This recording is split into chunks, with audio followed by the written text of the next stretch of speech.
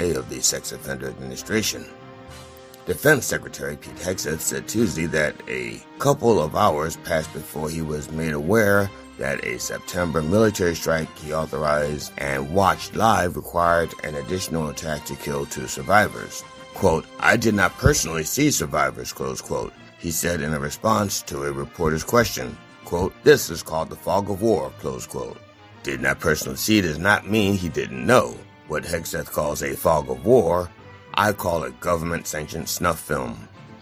Republican Matt Van Elps defeated Democrat Afton Benn in a closely watched Tennessee special congressional election on Tuesday, staving off a major upset in a race that attracted Donald Trump's help to avoid a GOP disaster in an overwhelmingly Republican district.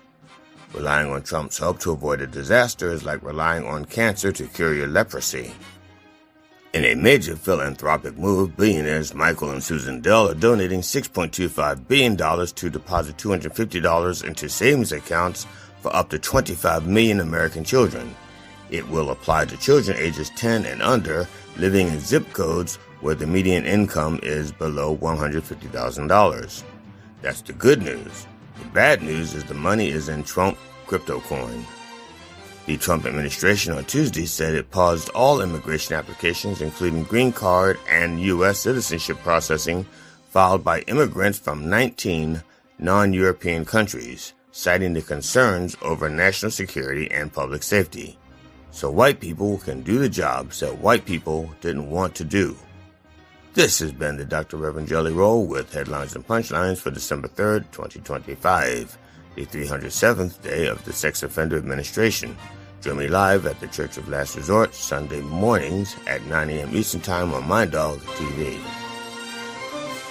The opinions expressed on this program are those of the host or guest and should not be interpreted as statement of fact. Independent fact-checking and corrections are encouraged. I don't like things getting buried here, please. around here.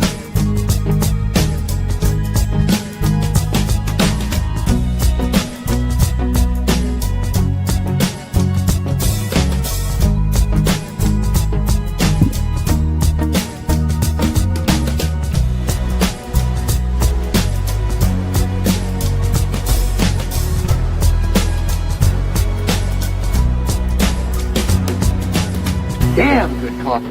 And hot. Yeah. My dog is your mind's best friend. But dog mind is your mind. Look at me.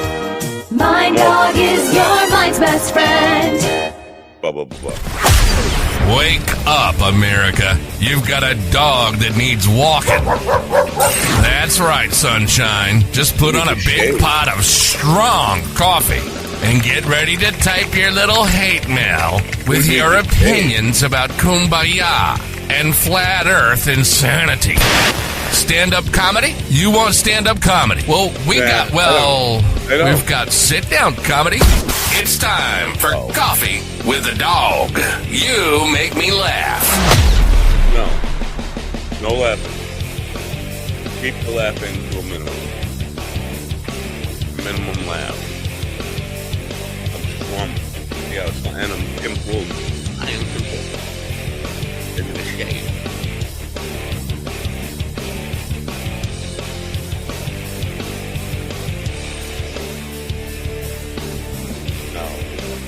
By the way,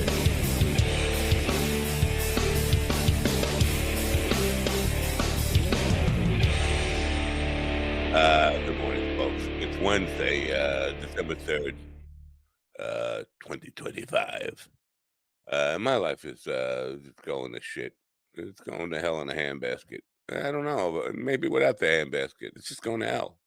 I'm Tim Pool, and I need a shave.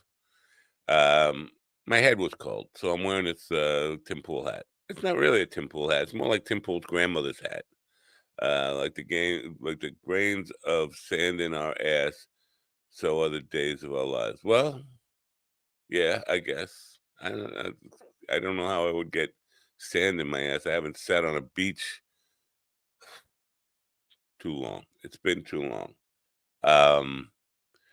Speaking of Tim Pool, Tim Pool and Candace Owens are having a war of some kind. And Candace Owens, I don't know if we haven't even talked about this Candace Owens thing. She's claiming the French Foreign Legion.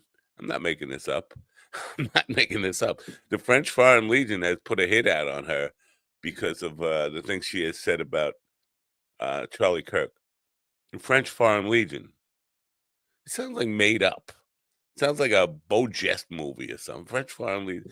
According to Valhalla VT, another podcaster I watch,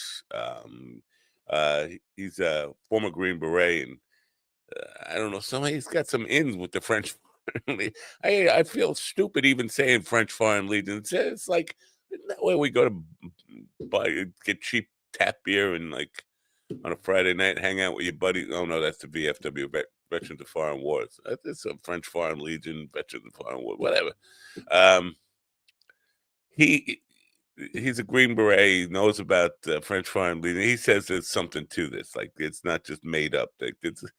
And now Tim Pool. So I don't know who's more of a threat to Candace Owens, Tim Pool or the French Foreign Legion. Oh my God, I can't even say that without giggling. French Foreign Legion. But today on the program, since we have no guests, I figured I would play the Tim Pool role, and GD could play Candace Owens because he kind of looks like Candace Owens, and he's got the hair and all, and the skin color. I mean, let's be honest here. So he'll be Candace Owens. I'll be Tim Pool. I'm Tim Pool, and I'll say something stupid, and he'll say he's being threatened because of Nazis and French Foreign Legion, and that'll be the program for you. I'm playing at the VA today for the same people I played for 5 days ago, Thanksgiving Day. And that's it. And that's my day. What's your day like? I don't even have any sponsors links in the description today. That's how I didn't feel like doing this. And as I mentioned, my life is going to hell in a handbasket without even a handbasket. So, it is what it is. I'll play a commercial just so I can click buttons. But listen, I'll play a commercial just because I can click buttons. How about that?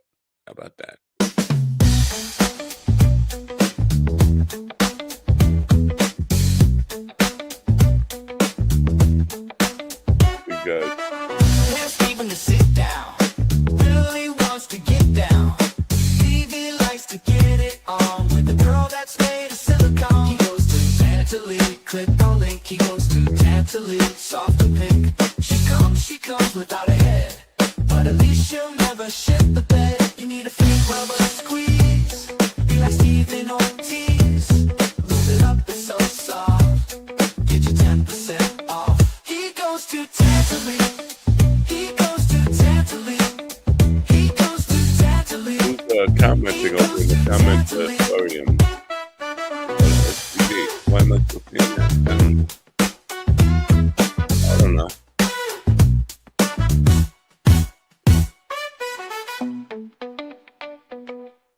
He goes Tantalene. That's a long commercial. I didn't even need a commercial that long. But to remind us that Steven is still king of the halls. In the studio now with me are for the unexpected Ron Kane. Speaking of whites are trending on Twitter for some reason. So Ron is making his white appearance here. And also with me, the aforementioned Candace Owens. Good morning, Candace. Good morning, guys. I have no idea what the fuck she sounds like. I don't know if she's she sounds like a valley. She's one of those black girls that you say sounds like a valley girl. She's got kind of like a LA Valley girl thing going on. I think she might be a valley girl, black valley girl. Well, good morning, America. MindDogTV.com. I'm Candace Owens after my balls have dropped. What are your 2026 Mind Dog quote for the day calendar? Today's quote for the day: if you can be kind and considerate for one day, then you can be for another. It won't cost you a nickel in the world. Begin today. Go to minddogtv.com/merch and make more investments, for the kids. And local mercenaries and enjoy the suffering. I'm not done yet. A nickel saved is a nickel earned. Yes. That's all right. Brown change matters. Right. Well, not anymore, does it? This is going to be a problem for me. I want my 2 cents back. Oh, you're rounding it up. Wait, no, you're not taking 3 extra cents from me. I don't know, whatever. I want my pennies. Yeah. The reason why whites are trending is because Trump is making it. He's trying to make it difficult for 19 non-European countries to have green cards and citizenship and I don't think stuff that's like accurate. I don't think that's accurate. Non-European. He's all fine with South Africa. I'm just saying I know that's not accurate, but because he just took in like 20,000 South white Afrikaners. Mostly non-European, but there is like a certain exception to that, like South Africa for some reason. Yeah. Oh, as long as you're white, you're okay to come in the country. Well, whites are trending. I don't know. Whites are trending. Yeah, that's why it's trending because of that. Yeah. There's going to be an influx of them, and they're going to be doing all the work that the whites didn't want to do. But so they imported brown people. But it doesn't make sense because whites are becoming extinct, right? I don't understand, Ron. What are you going to do if they get rid of the brown people? Who's going to marry Ron? The whole thing is sad and hilarious. Yeah. You know, I would think if you're a white supremacist, wouldn't you want to do better with your representation of whites? Yeah. Yes. You would. Yes. Russ is trending. You'd want somebody that could beat Jesse Owens in a race. Absolutely. That's what you would want. I'm trending. Oh yeah. Russ White, Ron White. Yeah. Rob White. Susan White. Suzanne White. How come all these white guys, whites, their name begins with R? Rob White, Ron White, Russ White. Stephen White. Must be a Richard White, right? There's got to be a Richard White. Now, there's a comedian named something Black. Ron Black and Ron, right? There's a comedian named Ron Black. And there's also a comedian named Ron White or a musician named Ron White. Yeah. And Jack White. Well, I think his name is Ron Black. And he was talking about he was doing a show, and the person before him had the same first name, but his last name was White. And so they changed the name, of course, to Ron Black. The whites. Change the name to protect the whites. Yeah, I can't, man. I gotta look up that comedian. Damn it, comedian Ron Black. Don't shoot until you see the whites of their eyes. Whose eyes? Yeah. Some, I don't know if you know this, but I'm still on Twitter. Oh, it's not Ron Black. Russ White say my uncle. Was Ron White his uncle? Ron White? Or Jack White, your uncle. I don't know. Is somebody your uncle? I'm not your uncle. Tim Pool's not your uncle. And your uncle is not in the French Foreign Legion, as far as I know. Yeah. So there was I don't know if you know this about me, but I'm still on Twitter. And yesterday, some woman said she's I forget how old she is. She's old, and she's never met a white supremacist in her life. Have you? Like, absolutely, absolutely, I have. I'm not saying that all white people are that, but I know quite a few people, and they don't hide it. They just think, Jimmy the Greek people. They're around. They're not like. And white supremacists aren't always saying things like "nigga, get out my country." Sometimes the supremacy is totally different and more subtle. Like like they can't fly airplanes. Black people can't fly airplanes because they're inferior. Well, redlining is something that most white people would never ever experience. That is white supremacy. Why is it redlining? Why not blacklining? What do you? That's the color ink they used on the contract. Oh, yeah. Back in the day, I remember there were some like skinheads in this area, and and they would like frequent like this one club and stuff that a lot of people were at, and I was at, and there was this guy. his nickname was Nazi Bob because he had the shaved head, and Did he embrace that? Yeah. Oh, yeah. It was like his thing. And I remember one time he come up to me, like I was working. This is when I was working in the mall. And he was like, I heard you were saying that you're not afraid of me. I'm like, well, yeah, the whole thing is funny to me. And he wasn't really threatening. He's like, well, he was like, well, Wasn't threatening you got to pretend to be afraid or something like that. It was so pretend ridiculous. to be. What do I got to go method acting school now just to survive? But a fun fact about that guy, probably like 6 months later, in that year, he was arrested at Dover High School. He didn't go there. He just showed up there one day, I guess, looking for somebody.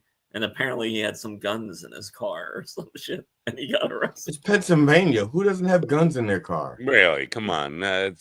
Guns. It's just guns. The people in Pennsylvania who don't have guns in their car are just passing through. Like guns in the school. And that was, and that was especially during that time, it was kind of a big deal with him showing up with guns in his car.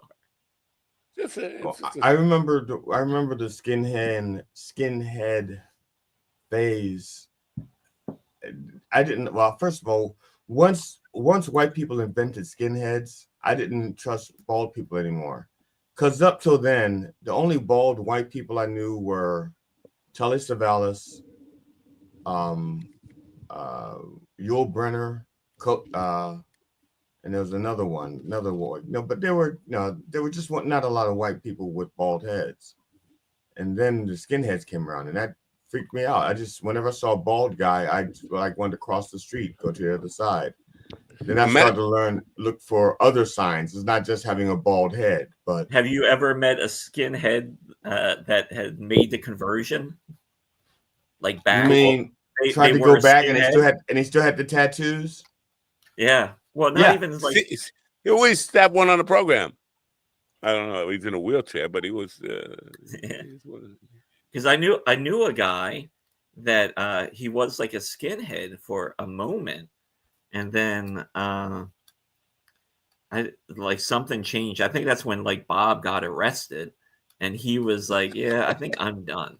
And then soon after that, I seen him, and he was like just normal clothes and things like that. And he was like, "Yeah, I'm kind of done with that." I thought you were going to say they need a replacement for Nazi Bob. I was friends with this white guy who went through the Nazi skinhead phase, but I didn't know him then. I knew him after the fact, and we were like friends on a basketball court, and we were good. We sit around, we talk, we joke, we had a good time, I'd give him some peanuts. He'd give me, and I'd share water with him, stuff like that. We just stuff you do on the basketball court.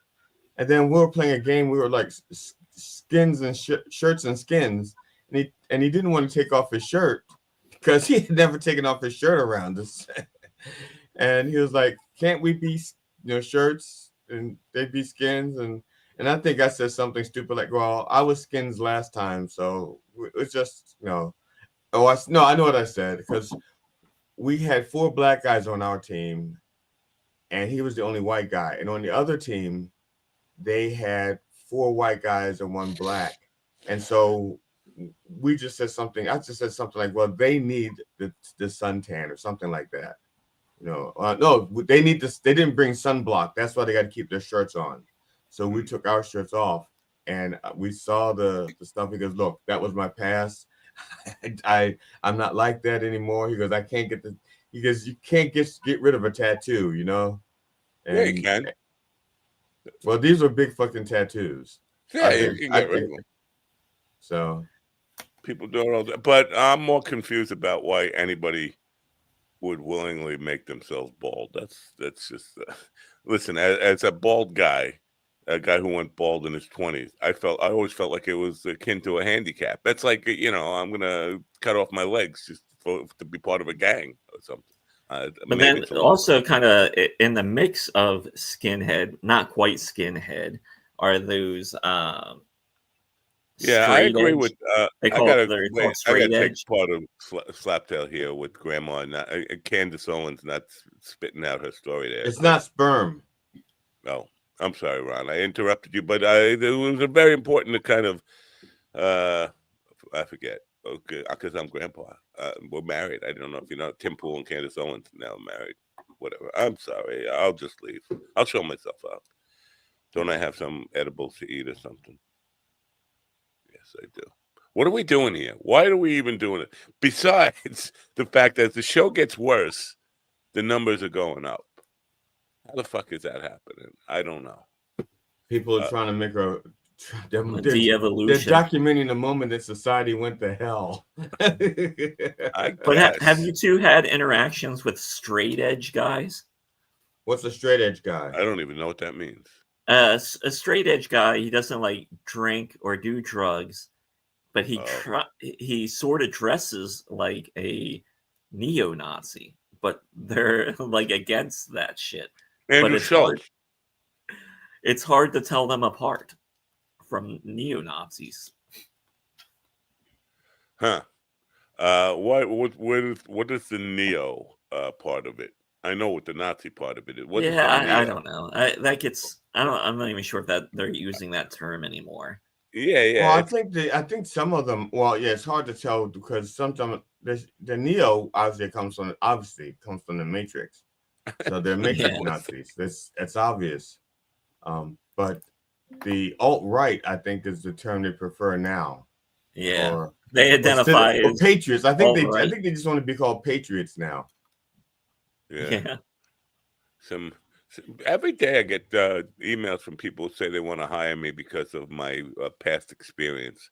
They get my resume somehow, either off like a Monster board or Indeed. I guess I should take it off of there, like delete my account or something.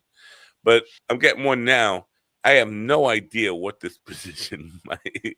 It's so convoluted. It's a just job invitation. They want me to download Microsoft Teams to interview for them. Like, don't I have to apply before I interview? Like, what? I guess people are. This is weird because the job market is down, right? Unemployment is up. Jobs are down, but every day I'm getting solicited for the jobs I'm definitely not even qualified for most of the ones that come through, like, CEO, business development vice president or something like that. What makes you think what you could be the fluffer of that position. In other words, they have somebody that they want to give that position, but they really aren't qualified yet. But they need somebody in that position now that they can fire later. That don't make no sense. That don't make no sense. Yeah, they said let's get what's your name again? Let's get Matt in here, do the job. He can get the kinks out, and then when you're ready for the job, Ron, we'll fire Matt. That's it. So they give me all this info. Now, what is the actual job here? It says you're a fluffer. They got my resume off of Indeed. So yes, that makes sense. We are impressed by your background and would like to invite you to a job briefing and interview. You need to make contact with our hiring manager through Microsoft Teams. I don't have that. The interview will be done electronically.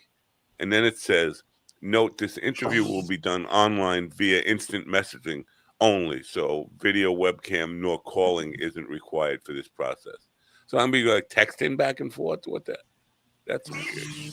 Feels scammy, doesn't it? Feel scammy. I'm not scammy and scummy. Scammy and scummy. Scummy bears. Yeah. So I got to get to the bottom. I have a list here if you're interested of the top podcast on YouTube for this past year. Well, please. What are they? Because Valhalla is this Valhalla VT guy I've been watching lately. Are these arranged by category, or is this just overall? Well, he's the top, so that's what I'm asking about. Valhalla VT says Candace Owens is the biggest new media broadcaster on the planet, taking over everybody. Midas Touch, Joe Rogan, she's bigger than all of them. Is this, to GD's point, is this top 10 of rated on YouTube? It just says top podcast for YouTube. Go ahead. Are we in there? So, number With 10. YouTube? No, unfortunately not. We just missed it. Number 10 is The Diary of a CEO. Yeah, I heard of that one. That's Number 9 is This Past Weekend with Theo Vaughn. Oh, say why? I appreciate. What's his attraction? Why are people? He's the stupidest. I mean, why would anybody want to talk to that idiot? He's the epitome of hee-haw dumb redneck. Sorry, and is he even funny? I think his last attempt at taping a special was a disaster. He forgot his own material. He was like stammering and stuff. Go ahead. Yeah, his first special I seen, and it wasn't. I didn't think it was that great. He's just, yeah, and as a podcaster, like I don't get it. I think maybe people like him because he's not very aggressive. Maybe they can relate to his stupidity. I like him because he's stupid like me. Yeah. Hey, I'm not too dumb. Number 8 is Smosh Reads Reddit Stories. Don't know that one. Yeah, Smosh is it's a big thing. Number 7 is the Sean Ryan Show. I've heard of him, but I didn't know he even had a YouTube show. Number 6 is 48 Hours. I don't know if that has to do with the old TV show or what. No, I don't think it does. I think that's the movie. I gotta look that up. 48 hours. What was that, number 5? Yeah, no, not that. Number 6 was 48 Hours. Number 5 is the Midas Touch. Oh, well, I thought they were number 1. That's interesting. But let me just say, Midas Touch is a whole network, so it's not just like one. It's Brett Marsalis has one. I can't think of the other guy that I watch, but there are several of them. I mean, Adam Mockler's on the Midas Touch network. There's lots of people, and that's kind of like a whole network. Not really fair. You're playing one on 10 or something. Number 4 is Rotten Mango. Yeah, I've never heard of any of these things. Number 3 is Good Mythical Morning. Oh yeah, but they're still doing. Wow, I used to watch them, but years they're still ago. doing it. Wow, they're still popular too. The only one I've heard of so far, I think, is Midas Touch. I've never seen it, but I've heard of it. Like Matt was saying, Good Mythical Morning's been around for a bit, and those guys are doing well. Yeah, but they're like a really short one, right? Well, at least the ones I used to watch were like 15 minutes, 20 minutes tops. Yeah, I don't know. I don't really consume a lot of their stuff. So then number 2 is Kill Tony, and then number 1 is Rogan. See, nah, I guess that's on YouTube only. YouTube only. Yeah.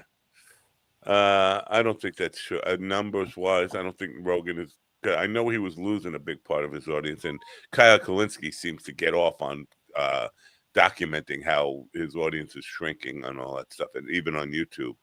How old is that list? That's a fresh list. Wow. So Candace Owens wasn't even in that listing. So what is this Valhalla guy saying? Get off saying she's the biggest in the world. She's overtaking everybody. This guy maybe he's talking about her ass. I don't know. What's she look like again? Maybe he means Spotify, Apple Music, all those kind of lists. It's kind of hard to kind of nail this stuff down because there's so many different platforms and different metrics of stuff that people measure stuff by. But if you can say you're number 5 on YouTube or whatever, I mean that's good enough. Absolutely. I can say it. It's not true. Well, it's kind of true because it's how many followers I have on YouTube. So I can say I'm 5 on YouTube. I'm surprised like people like Megyn Kelly aren't in there, or Ben Shapiro, or because the right wing owns this stuff. This new media sphere. So I'm surprised. Sean Ryan is in there. Dateline NBC stuff you should know. According to Top US Podcast. Now, this is Top US Podcast, not worldwide. This is different, right? Different charts, Spotify, Creepcast, Sean Ryan again, Crime Junkie. Different numbers depending on what you look up and how you prompt up. Top 50 podcasts. Well, some of them still have Rogan on top. I thought the Charlie Kirk show is still listed. That's weird because they're still doing his show even without him, right? Or they just stuff him and stick him in a chair. Well, you don't give up good money. If you're making good money, you find some way to keep it going. Yeah, find some way to milk it. I appreciate that sentiment. If I were making money, I'd probably keep me alive. But since I'm not, they're gonna make me die. Yeah. Well, that was an interesting trip down YouTube podcasting list world. Good mystical morning to you too. Good mystical morning. I miss those guys. They were funny. Who are these fucking podcasts? Is there who? Is there an F in? No, it's WT or whatever. I'm thinking of that. Who are these podcasts? WATP. Yeah, and Burton, Ernie. Bert and Ernie aren't in that list. I'm Bert and Tom and Burton. They're not even in that list. That's they would probably be number 11, right? But see now, Kill Tony, that to me is not a podcast, right? Even though it's a digital broadcast of a comedy show, it's not a podcast. It's how do we define this stuff? What defines a podcast? But that to me, that's not a podcast. I thought it was more like a reaction show. You know, somebody does a minute worth of material and then they react to it, and the audience reacts to it. No, it's more like a American Idol for comedians, but a short one, a 1 minute version of American Idol. America's Got Minute. That's what it is. Or Austin's Got Minute. But it's hard to kind of measure that up against what like Midas Touch does. It's just apples, oranges, bananas, and pears. Well, that's how America's Got Talent works. They don't have categories. It's like pears. Like there was an old talent show, I think, with Ed McMahon, and they had categories. So if you did music, that was one thing. If you did Star Search, right? And they will compete against like things. Yeah, that was more fair, I guess. Yeah, you know. And the audience would didn't they have like an audience call in live or something? No, I'm wrong, right? I'm wrong. I don't remember. Yeah. Well, welcome to Boomer Corner, folks, where we talk about shit we don't remember. Speaking of don't remember, I took my cat in to the vet yesterday, and so, I take the cat in. I'm there for about an hour. Spit it out, we got the cat on the table. We weighed the cat, and the vet said something to me like, "Oh my God, you did something. I watched something of yours on YouTube today that made me laugh out loud." She goes, "What?" She says, "It's one of those characters you do." Well, I think we both know what it is then, or who the character is. There's only one, right? Yeah. Do you do any other characters that I might not on purpose? And she goes, and so we start talking about that kind of stuff. I bring the cat home. My wife, we're done. I bring the cat home, and my wife says, "So does the cat have diabetes?" I went, "What?" She goes, "Did you ask her about the cat and the urinating and the drinking?" I went, "No, I forgot." She goes, "That's the reason you took her into the vet. Find out why she's peeing and drinking all the time." And that's not why I took her into the vet. I took her into the vet because they sent me a card that said it was time to bring her into the vet. Comedy. Did you pay? You paid, right? Yeah, I paid. But the funny thing is, I didn't have and my wife goes, "How did you forget to talk?" And I didn't want to say to her, because they said I was funny. That's why I forgot about. Well, I get it. It's you wanted to talk about your comedy. It made you feel good about what you do. But when it comes to paying the money, At that point, I said, "Oh yeah, like what did I get? What am I paying for here?" Like, oh Well, I yeah, knew what I was paying for. I was paying for the shots. I was paying for for the the compliment. rabies. You're I paying was for the paying for compliment. the anti-worming stuff. No, it was. See, I brought it in because every year the cat goes in for feline leukemia shots, feline AIDS. Well, not shit shots, but feline for rabies, leukemia, Was she an outdoor deworming. cat? Huh? Is she an outdoor cat? She does go outside. She is not an outdoor cat, but she does go outside for like maybe. It's like prison. She goes outside for about 30 minutes a day. See, this is not. This is a common evil bastard would make, not the nicest guy. But it's true and it's accurate. But it's not a nicest guy comment. It's an evil Ian comment. GD pays a bet for an ego boost on his comedy career. Absolutely, that's what happened. How much did you pay? How much did this ego boost cost? I don't know. It wasn't my credit card. It was my wife's. All right. So let me. $39.95. I will say something nice about you. How about that? Venmo me. Actually, I do know how much it was now. I do know. $39.95. $211 for the vet visit. I gotta go. I gotta become a vet. They you work with vets all the time. You think different kind of vets. Oh, my vets treat humans. It's true. Oh, okay. You know what they asked for? It sounds more like your vets mistreat humans. They Play will me be a song so I can sing real loud. They will be know the words. They will be mistreating the vets today. They have me coming in to sing, and I just wanted to give you an idea of what she asked for. I just got a text this morning what she was asking for. Toe tapping music. No, that's in the contract. The toe tapping. It's all Christmas music, right? Oh shit! No, it's. I wish I would be prepared for Christmas music. Where's this fucking text? Oh, hey GD, you know what came up in my timeline this morning? A show that we did at what was it called originally in Hanover? The Sound Cafe. Sound Cafe. Yeah, from 8 years ago. Damn. Yeah, you actually had. Your hair was actually dark. Then. Dark, yeah. I've seen videos of my hair when it was very dark. That's what my Blind Mike reviews every time your hair was still dark. Then, she's asking for Eagles, America, Paul Simon, that sort of thing. Well, Paul Simon, I'm down with. Eagles in America is no, thank you. You don't want to. Well, if you could do. What can I do? Been through the desert in the hotel, or been through the desert with at the Hotel horse with California. No name. Yeah. I hate that fucking song. Well, and not only do I not really like that song, hate is probably a little strong, but it's all about la la la. That's harmony stuff. You can't just do that by yourself. You look like like a fruit, just la la la and all by yourself. You need the harmony stuff.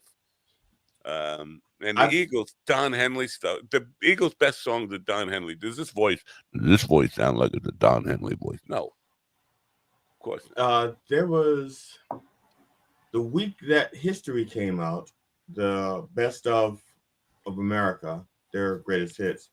That week, Ain't It Foggy Outside? Chicago's greatest hits came out, and that whole week or whatever, Chicago was like number one and History was number two for that whole week. Chicago's a weird thing, right? Chicago. It was Chicago Transit Authority. Then they just shortened it to Chicago. But they were a horn band, 25 to 64, doing all these kind of horns.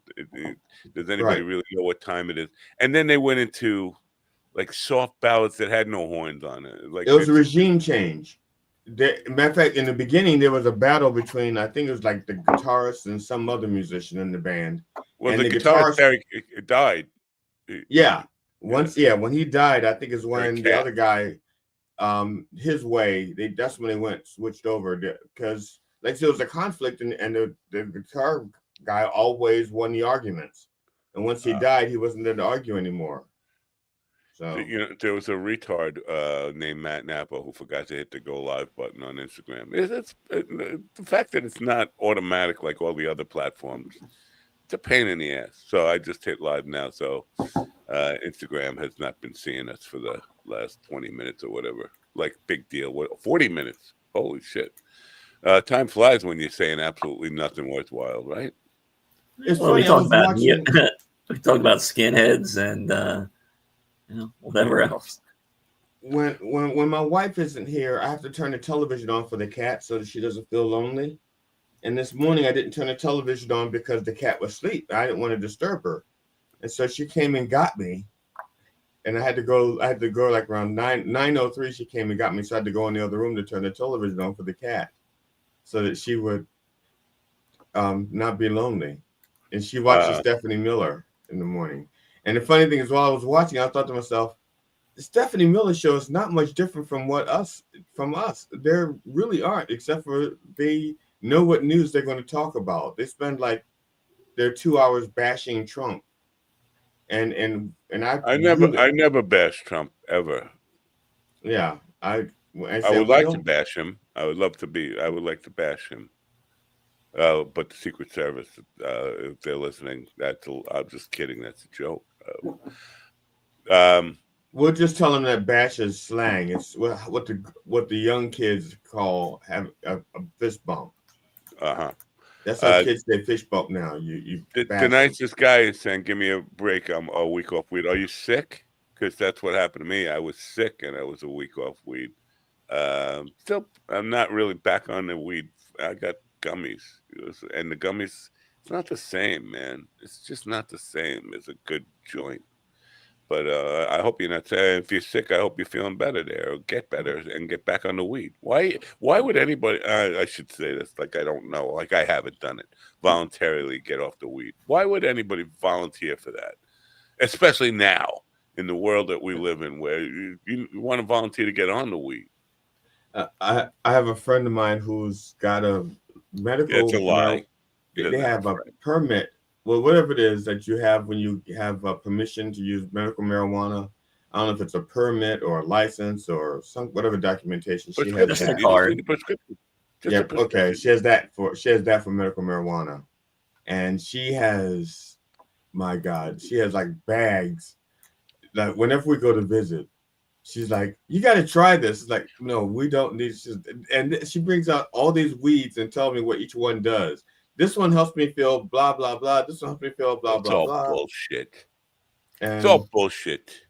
Bullshit. Are you with me, Ian? I mean, nicest guy, whoever you are. And so she gave my wife some gummies. Actually, she gave, and there was supposed to have been, she gave my wife some gummies. And she said to my wife, you can share them. You can share them, with your husband if you want to. And so my wife goes, "Oh, I'm not sharing them with him." And she told me, well, actually, initially she says, "You can have some if you want." And within 5 minutes, she goes, "No, these are mine. You can't have any." And so our friend gave us some more, but for me. But she put them in her baggie so that she wouldn't have to get another baggie. And my wife has now absconded with my gummies as well. She won't give me my gummies either. Even when I reminded her that they were there, she goes, "What gummies?" Slaptail, are you with me? By the way, I have to say thank you to Slaptail. His painting went out yesterday. It's on its way to Michigan. Should arrive, according to the lady at the post office, should arrive by next Thursday. The latest, probably. Did you get a tracking number? I didn't get a tracking number. I asked her for a tracking number. She said it'll be there by next Thursday. Like, what do you mean? Don't I get it? Maybe that's just UPS that does that. I don't know. Okay, Slaptail, I think you're being insensitive. First of all, it's Grandma. Grandma died, okay? We just the Reverend did a thing for her on Sunday. She died, and everybody's sad. But isn't that a song? Grandma died? No, Grandma got run over, but that's a different song. I'm talking about, because she said, "I gave my wife a gummy." And I gave my wife a gummy that had no something. I gave my wife more gummies, and then I called Bill Cosby over. Isn't that a song? That's No? not gummies. That's roofie. I Yeah. gave my wife a roofie. Why would you give your wife a roofie? You give a I wife think I think you're getting your shows mixed up. something about a cherry or a chicken bone. Something I I gave. think it's Cat on a Hot Tin Roofie. Yeah. No, or Fiddler on a Roofie. Now, while we got Slaptail there, Mr. Military guy there, this French Foreign Legion stuff, it seems comical to me. It's like it's an all-time movie. The French Foreign, this Valhalla guy, Green Beret, he's French Foreign Legion, bad shit, man. They're like they hire mercenaries from all. This is what they do. They're like, if it's a known like organization. It's just hiring mercenaries to do dirty shit and put hits for people like for Israel, like contract. Isn't that more of a legitimate terrorist organization than, let's say, MS-13 or something? I mean, it's just weird. Like the French Foreign Legion sounds like it's made up. This is old time. We're watching a film noir here, a noir film. Look how hip I am using that word. Look, did you see how hip I was just then? Yeah, Timmy. Timmy. French Foreign Legion. You guys know? Does Slaptail know anything about how they legit? The last time the French Foreign Legion even the phrase even left my lips was back when it was Legionnaire's disease. Right. Noir. That's a noir thing, right? Well, maybe I'm wrong. It's a black thing. World War II is the last time. Yeah, right. That's what I'm thinking. 100 years ago, French like, but the French aren't exactly known for being badasses. My best mates makes me. Well, the French Foreign Legion were actually they were badasses. They were for French. They're French. They got their ass kicked by Germany, England, but they always get their ass kicked. Yeah, France always takes shit for World War II, but if you look at their history, the French people don't put up with shit. Like if this was happening during World War II, they kind of rolled over and let the Nazis just roll in. Yeah, they did, and that. But the French are known that when things aren't going right, to revolt easily, and they do. Yeah. Yeah. And also, really, technically, there were no French people. And technically, there were no French people. They were actually Germans that defected, basically. Nah. Yeah. What are you talking about? The word France is actually from the German word Frank. Frank. Yeah. Yeah. They were German. Maybe I don't know. Disaffected Germans. German mud people. I don't know. The French. I don't know. Yeah, and the French did cut off the heads of kings. Somebody. So. That's the other thing about the French. They cut heads off of kings. So and queens. Yeah. Right. When they celebrate, they celebrate. I mean, Bastille Day, not just a great song by Rush, but also a wonderful French holiday. Okay, that's a show for you folks. I gotta go to the VA. You look like the piss boy. I gotta learn a couple of Eagles songs, I guess. I'm not gonna America. Well, my favorite Eagles song is "Victim of Love." Oh wait, I do know a America song. I think, right? Do I? I don't know. Yeah, my mom likes the Eagles, and it's rough. Sister Golden Hair. You know that one? Oh yeah, Sister Curly Hair So Bright. Yeah. Well, I tried to make it Sunday, but I got so damn depressed. And that's another thing. You can't sing any songs that have any references to drugs, sex, or rock and roll. Well, drugs or sex, rock and roll. Isn't that every song? Except really, that's very limiting. Like, I find myself like in the middle of a song, like, got a word coming up. I got to mumble for over a word wine or high or whatever it is. How's it going, Mr. Kev? Matter of fact, Bastille Day was the first Rush song that I learned. That was the first Rush song that I learned.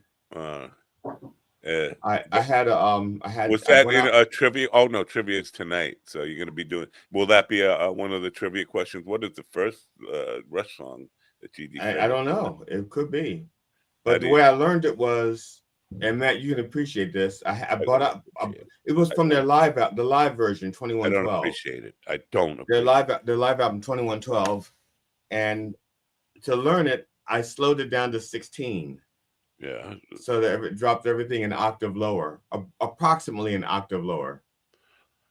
And that's how I learned that song. And even then, I had trouble keeping up with it. All right. But it was, yeah. That doesn't sound like a fun trivia night. I don't know. Maybe. Oh yeah, and they maybe also something to spice it up. And then I think the next thing they'll ask me is like, what's the first pop song I learned? Actually, I don't know if it's a pop song or not, but the first rock song I learned to play was Paranoid. Oh, that's not even a song. It's just a blah blah blah blah blah blah blah blah blah blah blah blah blah blah blah blah blah blah. Yeah, it's not even a song. It's just a blah blah blah blah blah. I learned to play that before I learned to play do do do do do do do do do do. Oh my god! No wonder people think boomers are retarded. Listen to some of these songs that we grew up on. It's like, come on. I don't know. I mean, I'm sorry. I will still defend 25 or 64 to this day. It's a the great guitar solo in that. Terry Katz's solo is one of the all-time great solos on it. But yeah, the rest of the song is just stupid. What is 25? Really? Go ahead. What does 25 or 64 mean? Go ahead. What did it explain? Okay. When they wrote the song, that's the time it was on the clock. He says it was 25 or 6 till 4. Okay, it's almost 4 o'clock in the morning. 25 or so he's saying it's 25 or 26 till 4 in the morning. And sitting cross-legged on the floor, it's 25 or 6 to 4. Come on, it's very simple. That means they were confused. They were completely confused. No, they had analog clocks. They had the hands. And so you can tell it much easier whether it's 6-2 or 25-2 with an analog. Not really. If you're across the floor, if you're sitting across the room, you're looking at the clock. He's trying to make it out. Ian's young. I mean, the nicest guy is young. I don't know that's Ian. That's the guy who killed Ian. First guitar he learned was Seven Nation Army. That I think my son's first real. Maybe I'm wrong about that, but he one of the first songs he was playing. It is really a bass line. There's not much to that song. Jack White has been in the news lately about how great his concerts are, how animated. Now you know why Whites are trending. And there was some shit with them, right? The White Stripes. She was his girlfriend, but she was supposedly his sister. Sister? They were married. They were a married couple. But when they first came out, they kept just telling everybody, "Oh yeah, we're just brother and sister." That's it. The fuck with everybody. That would be weird to see them kissing, though. Like, wait a minute. Yeah, but they really never did that out on stage and stuff. They were like, "We're just brother and sister." But you could see, like, when they played together, they definitely had chemistry. Are they still married and he kicked her out of the band? No, they are divorced, but they're apparently still friends. And apparently she is very shy. That's like her thing. That's why she's not out performing and stuff. She doesn't. That's what I like in a woman. A woman who doesn't talk ever. Well, Ron didn't say that. He said she's very shy. I know. I just fantasizing. So you have these. So do you often have these Helen Keller fantasies? Yeah. What did I want to talk about? Do you remember? Yeah. All right. What was it? I want to talk about the third song I learned to play on the guitar. No, I don't want to talk about guitar. I hate guitar. Guitar is the worst instrument ever created. I think the first Yes song I learned to play was Roundabout, and then Mood for a Day. Go ahead, whip it out now. Nope, I'm wearing sweatpants. It's kind of difficult. No zipper. Mean, Mood for a Day. You got a classical guitar right behind you. Go pick it up and no, I don't have my classical guitar right behind me. My classical guitar is under the bed. I don't know. Whoa! I'm a classical guitar on YouTube. And what does it mean to be? Last night I heard it came on the Frank Sinatra version of "Let It Snow," and classic. And I haven't heard that in I don't know. I haven't really paid attention to it, but I paid attention to it this time, and man, he's really horned up in that song. Oh yeah, yeah, like so horned up. It's so funny listening to it. What do you mean? Give me what did he do that indicated horning up? Oh, because the way that he's singing it, like, oh, if it's gonna snow and if you're gonna please me, you can stay. And like the background singers, they're like, yeah, he'll keep you warm all night and shit like that. And not only that, he's saying, put out or get out, and it's snowing out there. Put out or get out. Yeah, it's like you're okay to stay here as long as you're fucking and sucking. Yeah, but if not, here's your boots. Get the fuck out. I gotta check it out now. Now I'm interested. That's his version of "Stay With Me." You know, it says stay with me. I swear to God, for the night you're gonna stay with me. Get up, get out, get down, get up, get out, or sit down. I say sit down, get up, get out. Yeah. Yeah, there's a lot going on. It's an implication. Yeah.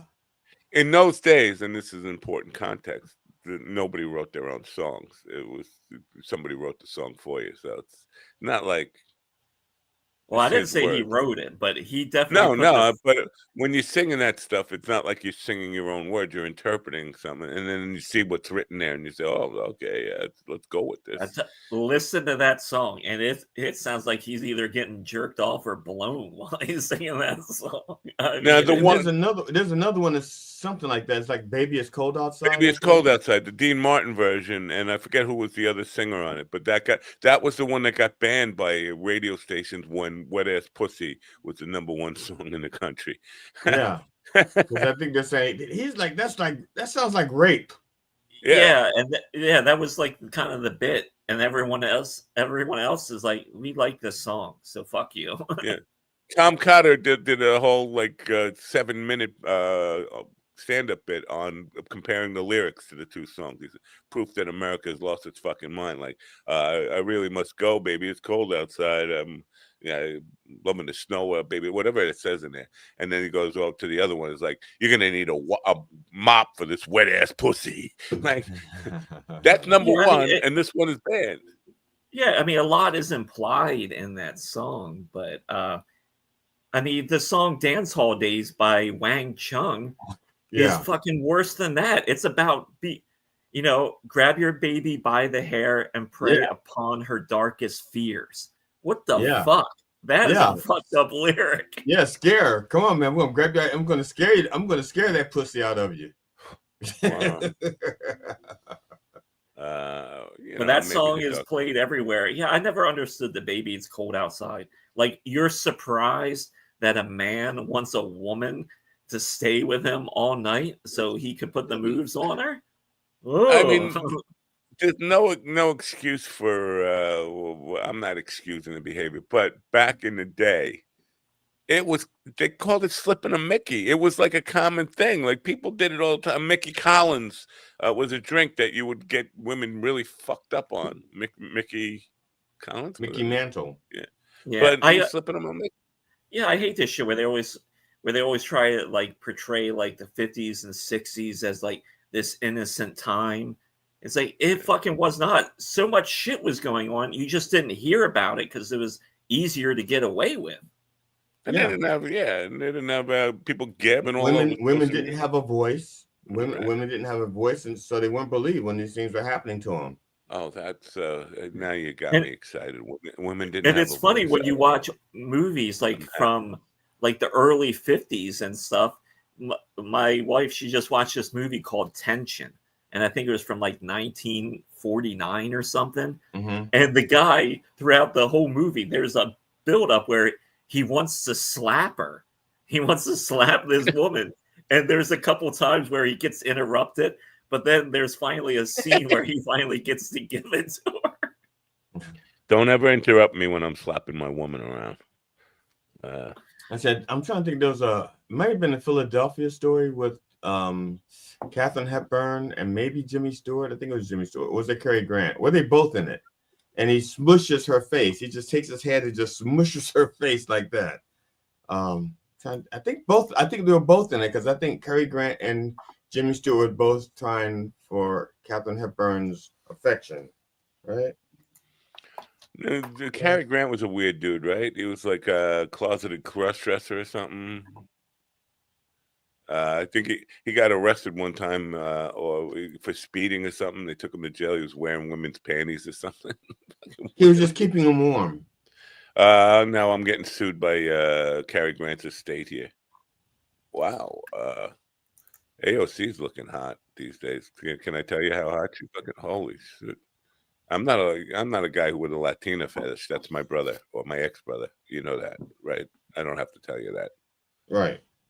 But she's looking pretty hot here. I mean, it's funny. We're talking about women getting hit and slipping Mickeys, and I was like, yeah, she's pretty hot, isn't she? Right? Am I wrong? Am I wrong?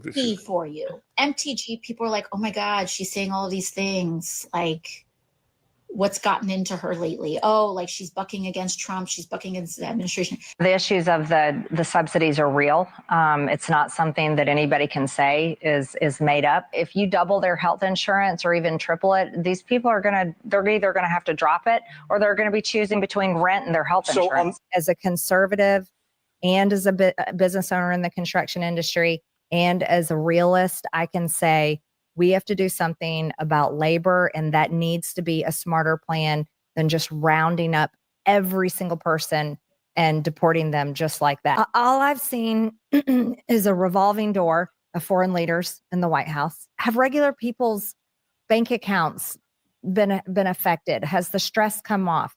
No, that has not happened yet, and that needs to be the major focus. Marjorie Taylor Greene wanted to run for Senate in Georgia.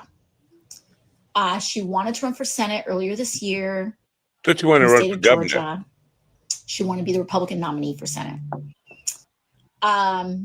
So she was gearing up for that statewide race, and Trump told her no. Trump said no. And the White House, you're being like GD and now. Trump land shut down Marjorie Taylor Greene's personal ambitions to run for Senate. And she has been on a revenge tour ever since. Is it as simple as all that? Is it as simple as all that? I think so. I mean, listen to what Marjorie Taylor Greene says. She's, as a businesswoman in construction, she's saying, I need the cheap labor. Although, she is a white nationalist. She's a white nationalist capitalist. He's right. This nicest guy. I don't know. He's more right than that evil guy. He's more right than him. She did, because I've seen her do stuff where she's never gotten all dolled up, but she is clearly prepared. Like, lighting was right, the makeup was right for that one, just to blast Marjorie Taylor Greene. But I don't think that she did it just to blast Marjorie Taylor Greene. I think she was on her way out to someplace, and she says, "Let me do this while I'm here." All right, fine. Make excuses for her. Whatever. I'm not making excuses for her. We're friends. I'm just telling it like it is. Yeah. All right. See, but did you see Cory Booker just got married? Who? Cory Booker just got married. I didn't. Why would I care about that? You weren't invited to the wedding? He had two ceremonies, man. One in New York, I think, and one in New Jersey, to my own and wedding. One in Washington. I wasn't even invited to my own wedding. I was told not to come. But coming back to this Marjorie Taylor Greene thing, she could turn against Trump without turning against all those things that they believe in, right? Because her constituents, I'm thinking, her constituents are still MAGA people, or am I wrong about that? Yeah, and she's still a white nationalist. So you can't win. You can't win the Senate seat in Georgia or whatever she thinks she's running for, governor or whatever she thinks she's running for. I think now her sights are set for governor. That's because I think she has to wait too long for a Senate but position. She's not going to help her chances of winning for governor by saying stuff that it sounds like you're running for a seat in New York. Right, she's still in Georgia. Yeah, but she's talking to her Georgia base. She's saying, "Look, first, like before when Trump and them tried to get rid of the Affordable Care Act the first time, hospitals were being closed down, rural hospitals first, and so they were being hurt by it. Right. And the thing is, she's talking to her base that is already shown that they're never going to change their mind. You could show them all the logic, all the facts, everything you want. They're not going to turn against Trump. But then she's not trying to get them to turn against Trump. She's trying to get them to do something for themselves. That's why she's calling it the Affordable Care Act now, because the Affordable Care Act is popular. Obamacare is the death knell. When she wants to bash it, she calls it Obamacare. When she wants to praise it, it's the Affordable Care Act, even though they're like the same thing. They're exactly the same thing. But yeah. Those people know what Trump's position is, and her position is counter to Trump's now. She's not going to win them over by being counter to MAGA or whatever that means. I don't know. Well, I'm not saying that. Well, if she wins the Republican nomination, then she'll probably win the governorship of Georgia, because that's just Georgia. But Then what? Will they still be at war then? Even if she wins a governor, will she still have a problem with Trump? And probably. As a matter of fact, the next time Trump needs 718 votes or whatever it is he needed from Georgia, she'll say, "Go fuck yourself." I need hey Marjorie. I know I told you to go drive your cunt, but I need 781 votes. Oh boy, oh boy, oh boy, oh boy, oh boy. All right, that's the show for you. I'm done. I got nothing left. Unless you guys got anything. Talk. Guys have a show. I'm gonna roll. Well, I can't talk to Ron right now because he's on a call. He's on a call? He's on a call. Why are we watching Ron take a business call? I don't know the answer to that. I think he thinks it's interesting radio. Does he think his camera is off? Is that what he thinks? Yeah.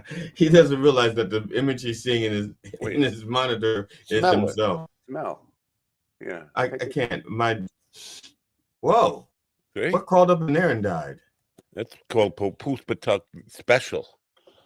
Oh. Lately, the guy's like, "What do you want?" I was like, "I don't." It's dipped in acid, right? Just pick one for me. They're all the fucking same. No, they're not. Yeah, they are. Don't give me this. Oh, smell it. They're all not the same anymore, though. They all smell the same. They bring these jars in front of your face, and it all smells like weed. Yeah. Well, I mean, there's that, but there's like the headband weed.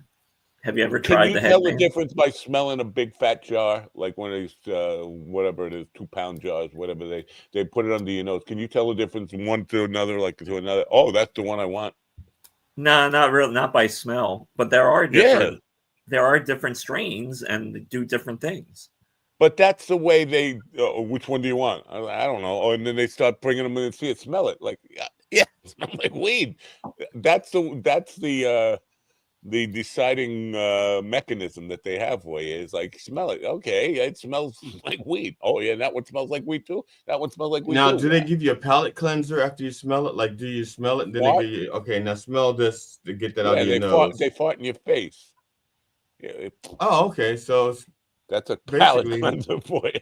Okay. I'm going to call that from now on. Hey, did you fart? No, that was a palate cleanser. Huh? I hope you enjoyed that. Now take a whiff of this 2-pound jar. Can you tell the difference? Oh, I can't fucking tell the difference. And then you get it home and you smoke it and you cough your brains out and you say, oh. We went to a whole, when Zach Wiseman was on this program, he was like giving us, people think you're supposed to hold it in for a long time. That's not true. You're supposed to let it out as quickly as possible. And you're not supposed to take a big hit. Small hits in just a little bit and let it out quickly. And like the terpenes will act with your bloodstream.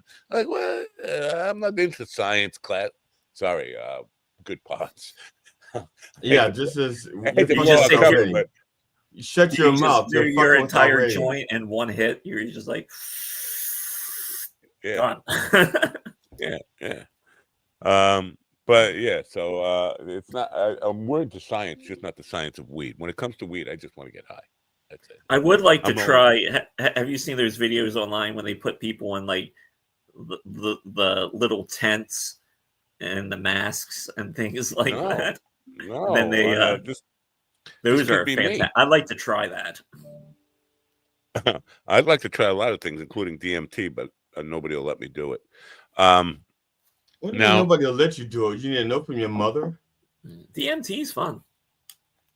You did DMT? Hello, Ann from California. Wait, when did you do DMT? Did you do it in a clinical setting? Did you have somebody sitting there watching you with DMT? No, did it at home. It was me and the wife. Did that a while ago, and it was. Now, Ron, you have like 9 different. kids. You have 9 kids. Would you let them do DMT? Hold on, I had questions. If they want to, it's their choice. Because it's kind of like acid. You just got to be in the right. You should be in the right mindset. Well, you didn't do acid. Your generation doesn't know acid. Your generation doesn't know. I have done acid, and that's fun too. You thought you had something called acid. It wasn't. It wasn't window pane. It wasn't. I'm sorry. I'm just lying. I'm being a boomer here. But the DMT thing. Matt wants to yell, "Get off my lawn!" Even though I said, "Get out." Matt yells, "Get off my lawn!" Even though his wife is the one that actually mows it. He doesn't do shit with his lawn. He just yells, "Get off of it!" His wife goes out, takes care of the lawn, and he yells, "Get off of it!" We did heroin back most in my of the people day. I know who have done DMT become spiritual people. Now, Ron, you're still like a hardcore atheist, or right? I've never really been an atheist. I just don't. You're an agnostic, and somewhat, but overall, I don't really care at all. I just know it's bullshit. That's an agnostic. Somebody who doesn't really fucking care. But I'm all right. I'm all right with spirituality. I understand that people have spirit. They can be spiritual. But so you didn't have on DMT. You didn't have the magic elf come and visit you. Because everybody I talk to who's done DMT, other than you, talks about these little things, elves, dwarfs, whatever they fucking call them, magical little beings that come in, they mock you, and they tell you how to fix your life and all. You didn't get that. No, I your just wife got didn't get it either. Some melting. Things were melting. Ron's a nihilist, according to the nicest guy. This is not nice. This is evil. Ron and his wife. I'm not a nihilist either. I'm not even sure how you define nihilist. The funny thing is, I pronounced it nihilist because of the first time I actually heard that. I never given that word a thought. I'd never given that word a second thought. Shut the fuck up, Donnie. These men are nihilists. Yeah. They're nihilists, Donnie. Yeah, I've never given this word a thought. And then there was a song. I think it's called 88 Lines About 44 Women. And then he gives us one line. He goes, "She's just a nihilist." He just used it in the song. Yeah. Shut the fuck up, Donnie. Hey, I have a question for you guys. I don't know. If you're let me bring up this. You're out any place having dinner with your wife or whatever. And, see, that's never gonna happen. Go ahead. Or with anybody. It could be with anybody. I don't go and you're out. Sitting there, 2 people. You're having dinner. You're like maybe waiting for your food, or maybe your food has come. What do you think about somebody that will just walk up and kind of like stick their head over and be like, "Oh, what is that? That looks..." Now, are these people? I know what you're talking about, because that happens. That happens quite a bit with my wife and I.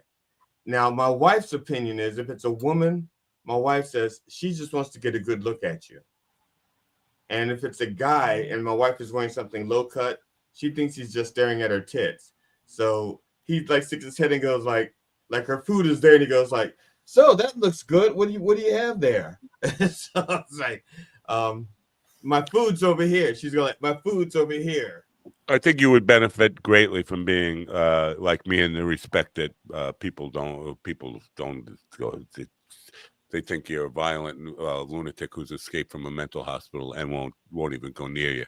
That's my. But how do you feel when that happens? I mean, it would never happen to me because people avoid me like the plague. Like, oh, that guy. Put them in the corner. The thing is, it doesn't bother me. I think it's because, we're in show business, Ron. We're famous almost. We're 6 degrees from Kevin famous. So, we're celebrities almost. Yeah, I don't see it that way. I find it like really off-putting when someone does that. It probably would bother me if it ever happened, but it's never going to happen. Now, how do you feel when people pick food off of your plate? It doesn't matter if it's your wife or somebody else at the table. What kind of life do you guys lead? Even if you're because sometimes you'll have something and you want people to try it, and sometimes you'll go like, "This is good, you should try it," and they reach over with their fork. It's like, wait a second, I was going to separate it. So how do you feel about sharing your food? Laura won't take it off my plate or anything like that, but I think she still expects a bite depending on what it is because she wants to taste it. So I'll cut a piece and here, do you want to try this? Then she'll do the same with hers, if I want to try it. But I don't think she hasn't really done I've missed out on the whole existence that you guys have. This is another funny thing with my wife and I. Okay, we've been together for 20-something years. We have exchanged a good amount of bodily fluid. Ew. She does not want me to drink out of her glass. That is funny. I know. It's honestly, we could have just finished swapping spit in the car for a half an hour waiting to go into the restaurant. We get into the restaurant and I say, "Can I try that drink?" She'll go "Here, pour it over," or she'll give me a straw so that I can use a straw, but I can't if I sip off a glass. Then she won't complain. She just looks at me and with that look, the look where you've done something wrong, but and you'll hear, she'll go. I just call that the normal look. So no, the only thing I really wouldn't share with my wife is a toothbrush, even in an emergency purpose. Yeah, but we don't share toothbrushes. I don't, and the thing is, I don't even think much of it. I know a friend of mine's girlfriend was up over my place, and she asked if she could use my toothbrush, and I said sure. So I let her use my toothbrush, and she told him that she was at my place, and she used my shower, but she wouldn't tell him that she used my toothbrush because she says that would freak him out. And she was right. Me out, I have to admit. She was right. She let it slip out that she used my toothbrush, and he wouldn't kiss her for 3 weeks. Well, the solution to that is you could be like me. I've never had a toothbrush.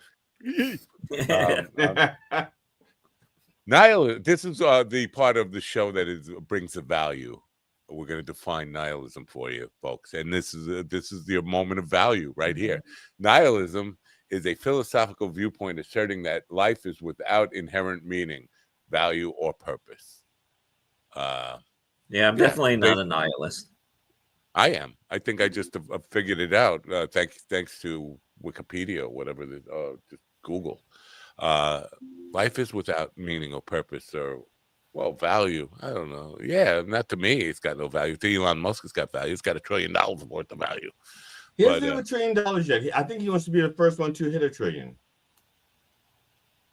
I think he's got a $1 trillion contract, right? From the board, they just gave him $1 trillion contract. Yeah, they gave him a shit ton of money. He should be playing for the Mets with that trillion. It's I was looking at some of the baseball trades. It's so insane that people are in this country are making $30,000 a year or whatever. I mean, teachers, nurses, whatever, very little money. And then you got these baseball players on a $570 million contract. It's absurd the money they get for. I know it's been this way. And where you been, Matt? But I remember boomerism. I remember when the first $1 million contracts were handed out. It was people were outraged by that. But now it's I get $80 million a year to play baseball. Wow, it's such a wealth disparity, my friends. And But and they Yeah, aren't there's even nothing- the richest ones. They aren't even the richest ones. The richest ones are the ones that give them the money.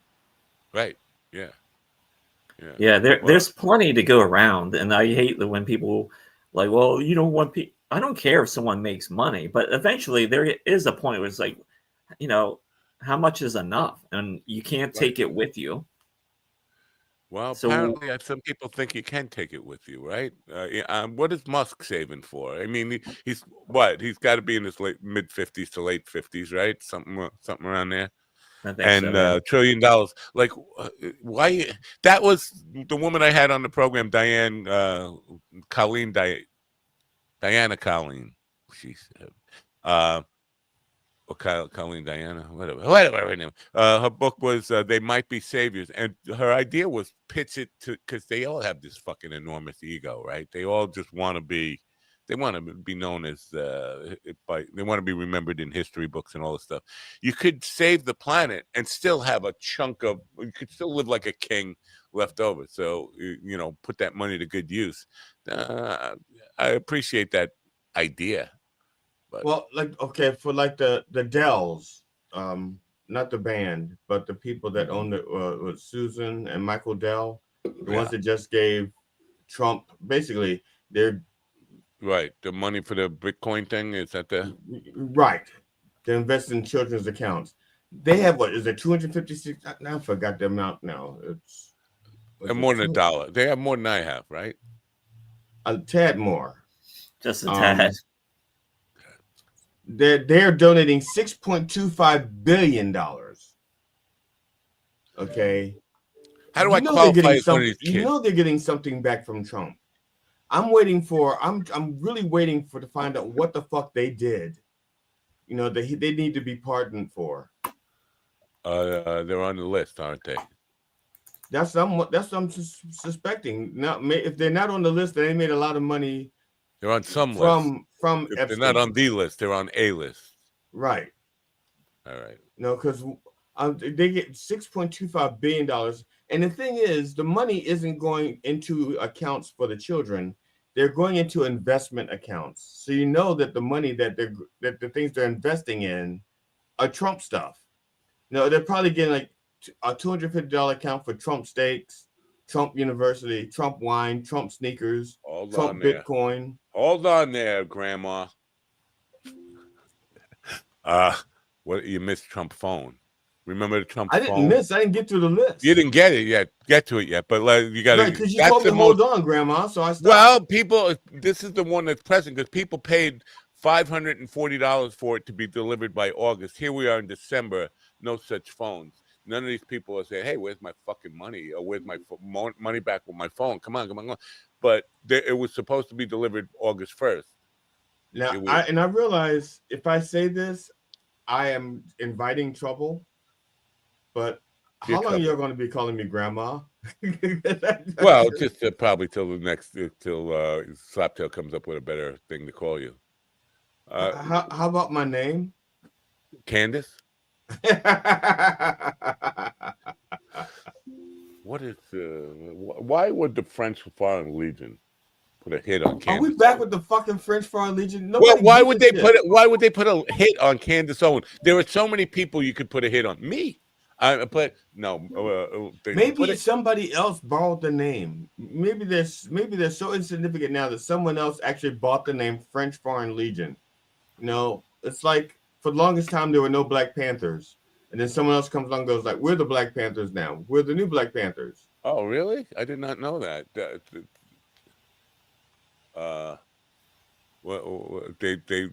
rebranded like kind of like a Motown group. Wait, that's not the they're not the original Black Panthers. No, it's a reboot. We played with a lot of Motown, opened for a lot of Motown groups, and none of them were the real Motown groups. Like you had one guy. You played with the Temptations, but it was the 19th iteration of the Temptations. Yeah, and there were like 2 or 3 of them going around at the same time, and other groups, like the Four Tops or whatever. But they were like one guy had substituted with them for 6 months at a period and just had a band called The Temptations now, and I'm like, oh yeah. I think at one time, I don't know if it's a joke or not, but I think at one point there were 16 Temptation bands. Yeah. And there's no lawsuits going around or anything. Like they would, if it were white people, there'd be lawsuits. I don't know. It seemed, but almost all those Motown acts were like, "Oh yeah, we're playing with them. Yeah, who's in it?" Like, no, that's not them. They just found 5 black guys on a corner and said, "Can you sing? Come on, get in the car. We're going to a gig." And calling ourselves whatever. Well, who was the other one that we played with a couple of times? I can't remember. But one guy, it was not even like an original member. He had subbed with them for like 2 years, and then was going out and performing under the name of the band. I forget what it was now because I have dementia. Because then that's what you do. Motown is. That's because you're a nihilist. You don't care. Shut the fuck up, Donnie. I love that. I love that. Shut the fuck up, Donnie. That's that's got to be in one of my top 10 movies of all time. GD doesn't even know what movie does that reference, GD? The Godfather. Right. Don, shut the fuck up, Don Corleone. Shut the fuck up, Donnie Corleone. Right? Is that right? How's the good Godfellas coming along, by the way? Oh, it's wonderful. What did you say now? The Godfellas. I didn't watch. I haven't watched the sequel yet. I haven't watched the movie yet. No. Oh, so you got to watch it to make up this parody? Yeah. You haven't you know what it's about. You don't really need to. No, I don't know what the Goodfellas are about. Because this is what I'm doing. My screenplay for Henry Hill's still alive. My screenplay for Godfellas is basically based on the 12 Stations of the Cross. I'm going to turn it into basically that's going to be the basis for the script. But I'm going to make the parallels of the 12 Stations of the Cross with Godfather and Goodfellas. Henry Hill supposedly died June 12th, 2012, which is kind of weird. Who died? Henry Hill, the Goodfellas is based on his book, his life. Oh, I thought you said Benny Hill. No, Henry Hill. But which is kind of weird because Joey Gaynor, when I was on his program, he was talking about Henry Hill actually performing at a comedy club. This show hasn't been on since 2012. What the fuck was Joey on talking about? Maybe he was talking about a past story, and I thought he was talking about present. Henry Hill actually being at one of those, one of the big comedy clubs in L.A. Not the Comedy Store, the other one with the Bud Freeman thing. I don't know the names. Comedy Factory, Comedy Bus, the Laugh Factory. I think it probably right. Laugh Factory. Comedy. Yeah, but it doesn't make sense because Henry Hill would have been dead long before Joey told me that story. Maybe I should get Joey back on the program, make him explain himself on this. Henry Hill, June 24th, 2020. Henry Hill was a member. Oh, they're still writing about him, June 2020. But he died in 2012. Anyway. I was when I write the stuff for like the headline stuff. I always type in today's headlines, and it gives me like today's headlines. Even though I say today's headlines, sometimes there'll be a story in there from like 3 years ago. Yeah. And because that's not until I'll go like, wait, this seems kind of old. And then I look and it'll be like 1 year ago, 2 years ago. Yeah. And I haven't figured that. So I have to, anyway. Yeah. Are you ready for this? Because yesterday. Yes, I'm ready for it. What is it? Yesterday I was driving and I could see. Or was it 2 days? I mean, it's old people, probably more than yesterday, a couple of days ago. A full moon, middle of the day, like you can see a bright full moon in the sky. And they're saying this Beetlejuice thing is going to blow up, supernova. It's going to blow up so bright that you will see, it will look like a second sun in the daytime sky. I don't know when it's supposed to happen, but soon. Okay, here's the deal. Beetlejuice may have already blown up. It's so fucking far away. It's gonna take the light like 1 million years to get here or something. It's very far away.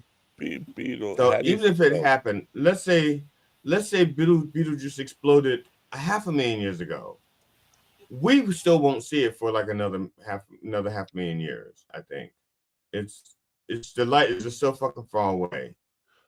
Betelgeuse blown up refers to Betelgeuse, a red supergiant in the constellation Orion that is expected to explode as a supernova in the future. I thought it was imminent. I thought it was supposed to be happening like any day. It's imminent in the star's life. In our life, it's like, what the fuck? Oh. The stars live for billions of years. Well, I'm saying live like they're, a star's life cycle is billions of years. Give me a date. I want to know when to expect this, because if you don't know when to expect it and you just see a second sun, you kind of free. Is the star going to explode in 2025 during the eruption? We have telescopes that will pick it up before our naked eye will, so they'll know. If it has exploded and the light is on its way, we'll pick it up. We'll know. They can say to you, well, on January 15th. That's what I want to know. Like, I want to know the date.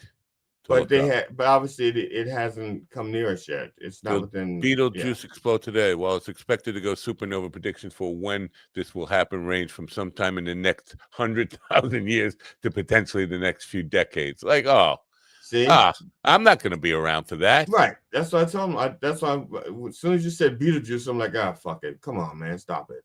Why? They're still talking about this Atlas, whatever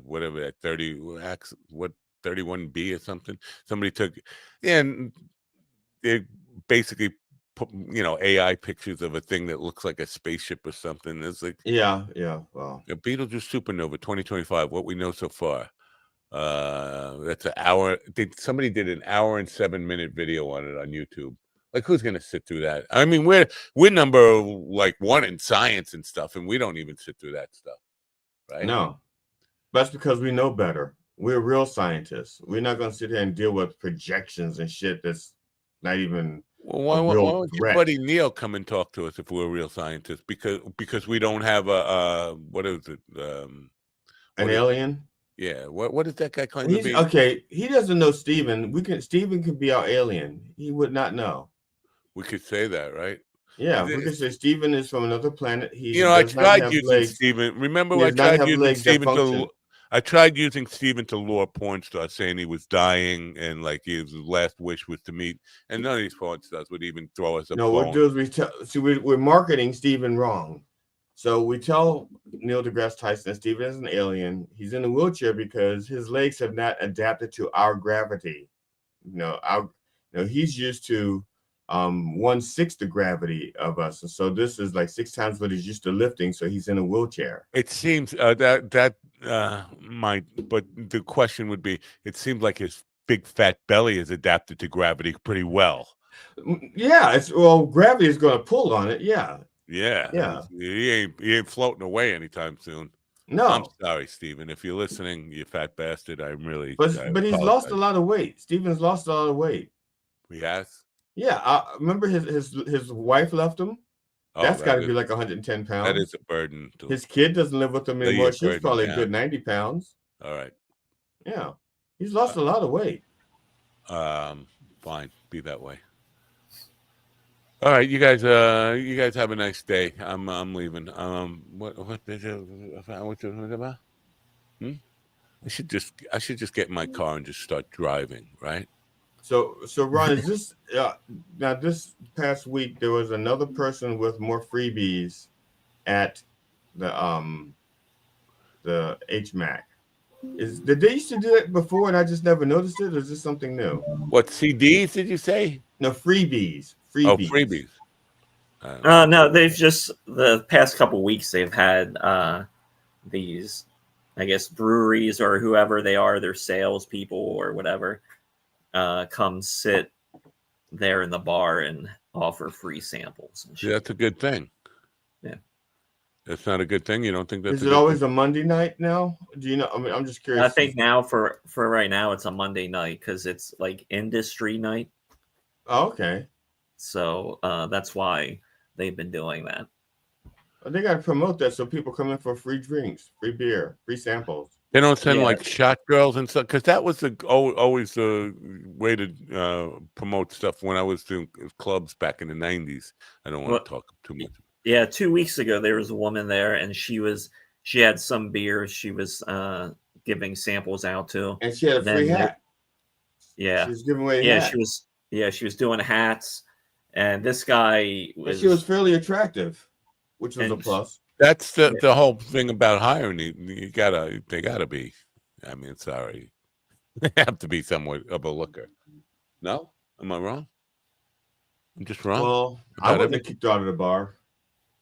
Oh, just what am I looking at? I can't tell you what I'm looking at because,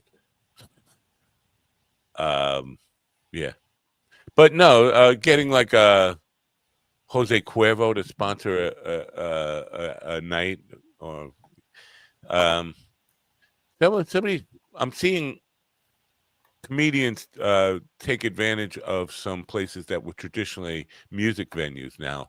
A lot on Long Island, like you would almost always expect to see bands there. Several different venues are now putting on comedy nights, and like, what took so long? First of all. But well, a lot of people, if something is, I mean, and Ron can attest to this. Ron? You have a place that has a stage, and you say, but they've never had comedy, and you'll be like the first comedy show.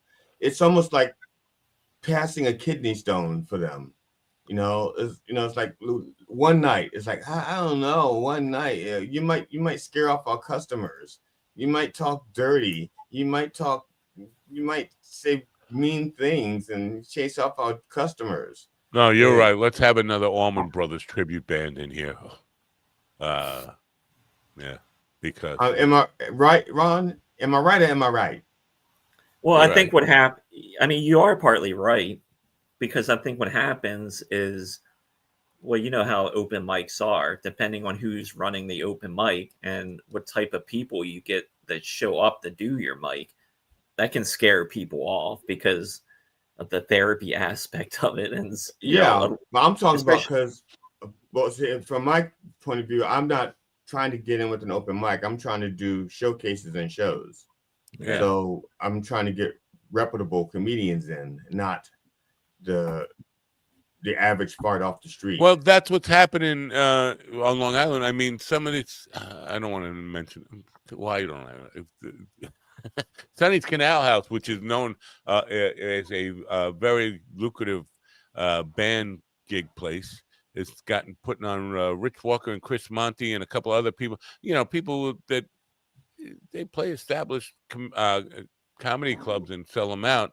They're weeknights, like Wednesdays and Thursday nights, having shows. There's several of these. So it sounds like they're doing. I mean, I know back when I was practicing a show, I would try to get into places that were lesser known, for like a Wednesday night or a Thursday night or a Tuesday night, so I could practice my set before People are used to going to these venues for the same old fucking cover bands. Like every fucking one is the same thing. I know Mustang Sally. Let's play Mustang Sally one more time. Oh Jesus! I know one of the weirdest things I was asked to come into.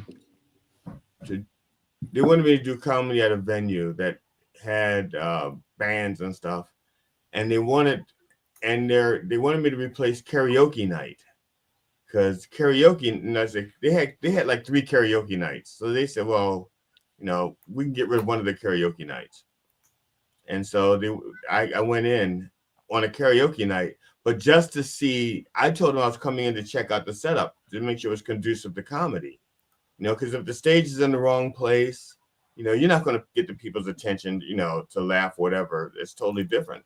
So I went in, my wife and I went into the place and we're checking it out. And the guy who runs the karaoke night says, we have a comedian here tonight.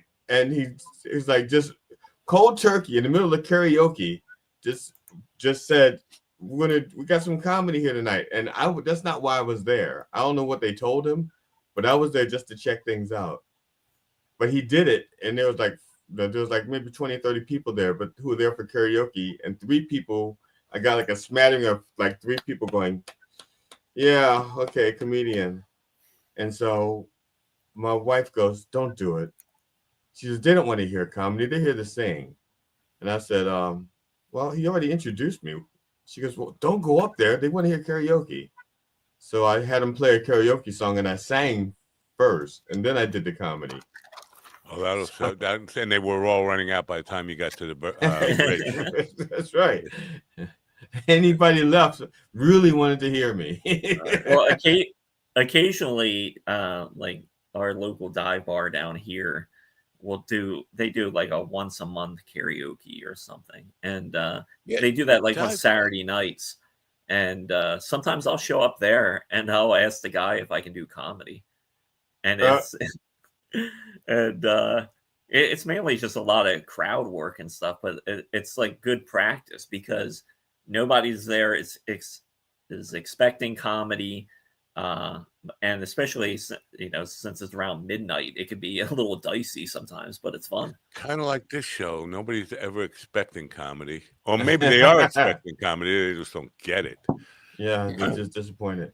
Lower your expectations. Well, the place where we go for trivia night is doing karaoke, and they're trying to get so far they've been unsuccessful because they think if they get my wife to do it, they can get me to do it. And they're saying, "Carol, we should do karaoke night. We should do karaoke night." And Carol goes, "Well, I don't sing. Yeah, but it'd be good to watch other people sing because I'm not doing karaoke. Yeah, karaoke makes Laura uncomfortable. Actually, she doesn't like it. Now, which makes her more uncomfortable, making out in the car or karaoke? Karaoke. Somebody is looking for they're auditioning players for a karaoke live band, and they have this list, and it looks like they're looking for everybody. I mean, the guy's got nothing. He's starting from scratch, looking for guitar players, bass players, drummers, keyboard players, whatever. I somebody who's done this, and people get angry when I say this. Musicians, it's harder, way harder than you think it is. You can't just go up and do live karaoke unless you're like Paul Schaefer. You can like play anything, any song ever written, even a song that was written 15 minutes ago. He knows it already. Unless you're that guy, you're not going to be able to, because people aren't all going to come up and say, "Oh, I want to do Sweet Home Alabama." No. They're going to come up. Yeah, I've been in a place where they've done, it's called like that rock star karaoke. Right. And the bands that do that are fucking phenomenal. The way they do you got to be a sight reader and have all fake books and stuff like that. People are going to come up and request songs that you're not going to be ready for. And or everybody know this? No, not everybody doesn't know that. Well, then go to the fake book and at least follow along and sight read. So you have to be a professional musician to do that. The idea that you can just take rockheads who've been in a band and know 50 or 100 songs or whatever in a live karaoke.